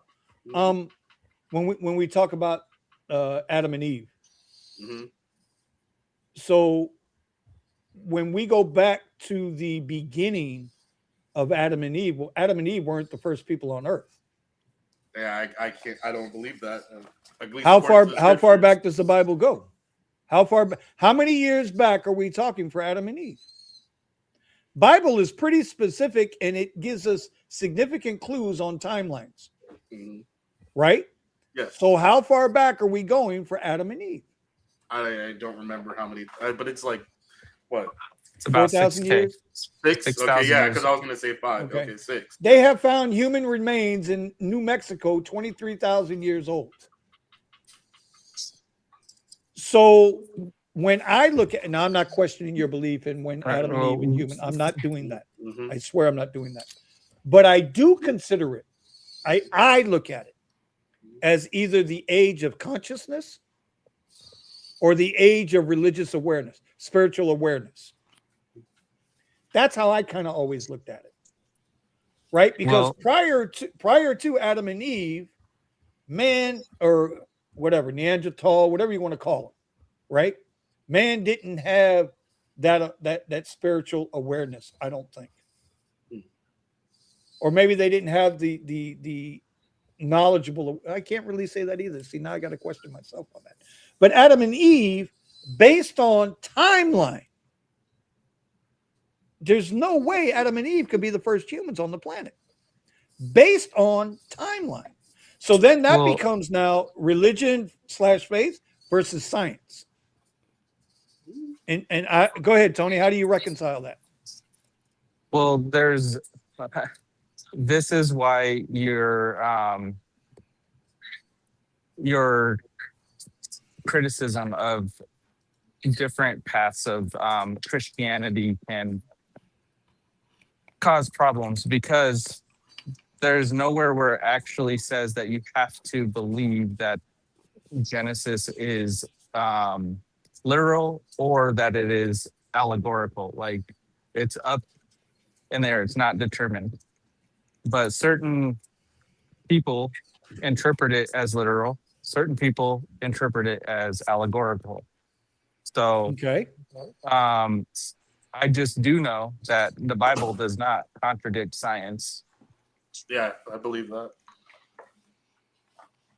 So if 6,000 years ago, I also believe Genesis as literal. So if there's also science that can, because what you said, there's 23,000 year bones, right? How they tested the carbon for that. There's also scientific evidence that carbon dating can be skewed with water. Okay, but by 20,000 years or 100,000 years? Yeah, you could carbon date things way off. So it's all theoretical, whether you go with what carbon dating says or whether you go with if Genesis is literal or allegorical. It's all theories. So let's do a comparison. So I was learning about this the other day with the pyramids, the Egyptian, pyramids of Pharaoh, and the original pyramid, which is the biggest pyramid in Egypt, right? Whatever, Giza, whatever the hell it is, right? The original pyramid that was built. I did not know this. I'm only going off what, I learned through Grok and verified through Gemini. So they're going with whatever they're reading off the internet as being factual. That's all I can do in this case. No pyramid ever built since the original pyramid has ever been structurally correct. In other words, they got the first one right. Everyone built after that has been wrong. There are flaws, major flaws in the pyramid, whether it's in the structure, whether it's in the material, whatever it is flawed. Now, those pyramids, does that include like other whatever pyramids in other parts of the world? No, just in Egypt. Right. And then now, so here's the other thing too. And I want to get this right. So give me a second. I got to try to get this right. Because when we talk timelines, we're talking timelines, right? How old is the Sphinx in Egypt? And was it originally a lion's head or was it something else? The Great Sphinx of Giza? Most Egyptologists peg its age at around 4,500 years, built during the Old Kingdom, likely under Pharaoh Khafre, so roughly 2500 BC. That makes it about 4,600 years old today. Yeah, give or take a century. Carbon dating on nearby quarries backs that up. As for the head. So there's actually people out there, that's why I wanted to do that through Grok, because there's people out there that say that Sphinx is 10,000 years old. And that the face that we see on the Sphinx now was actually not the original face of the Sphinx, that it was redone. It was, there was the face that was on it was something else. And I guess the reason why they say that is because when you look at the size of the Sphinx head now compared to the body of the Sphinx, it doesn't make sense. They're saying that the Sphinx head came down, that Sphinx is 10,000 years old. If that's true, that's a big if that's true, that predates Adam and Eve. So you kind of see what I'm saying here. It's like it's so hard to say what is factually correct and what is not factually correct. And so for me, Yeah. just for me, I go with okay, I don't care how you get to God as long as you get there. All right, Vinny. As long as we all get to the same place. Let me just help you with that one thing that is getting you. Like you said, consciousness or whatever, right? There's a Spiritual point awakening or consciousness. right. Yeah. There's a point in Genesis where the Holy Spirit is breathed into Adam. Right? Say that one more time. There's a point in Genesis where the Holy Spirit is breathed into Adam.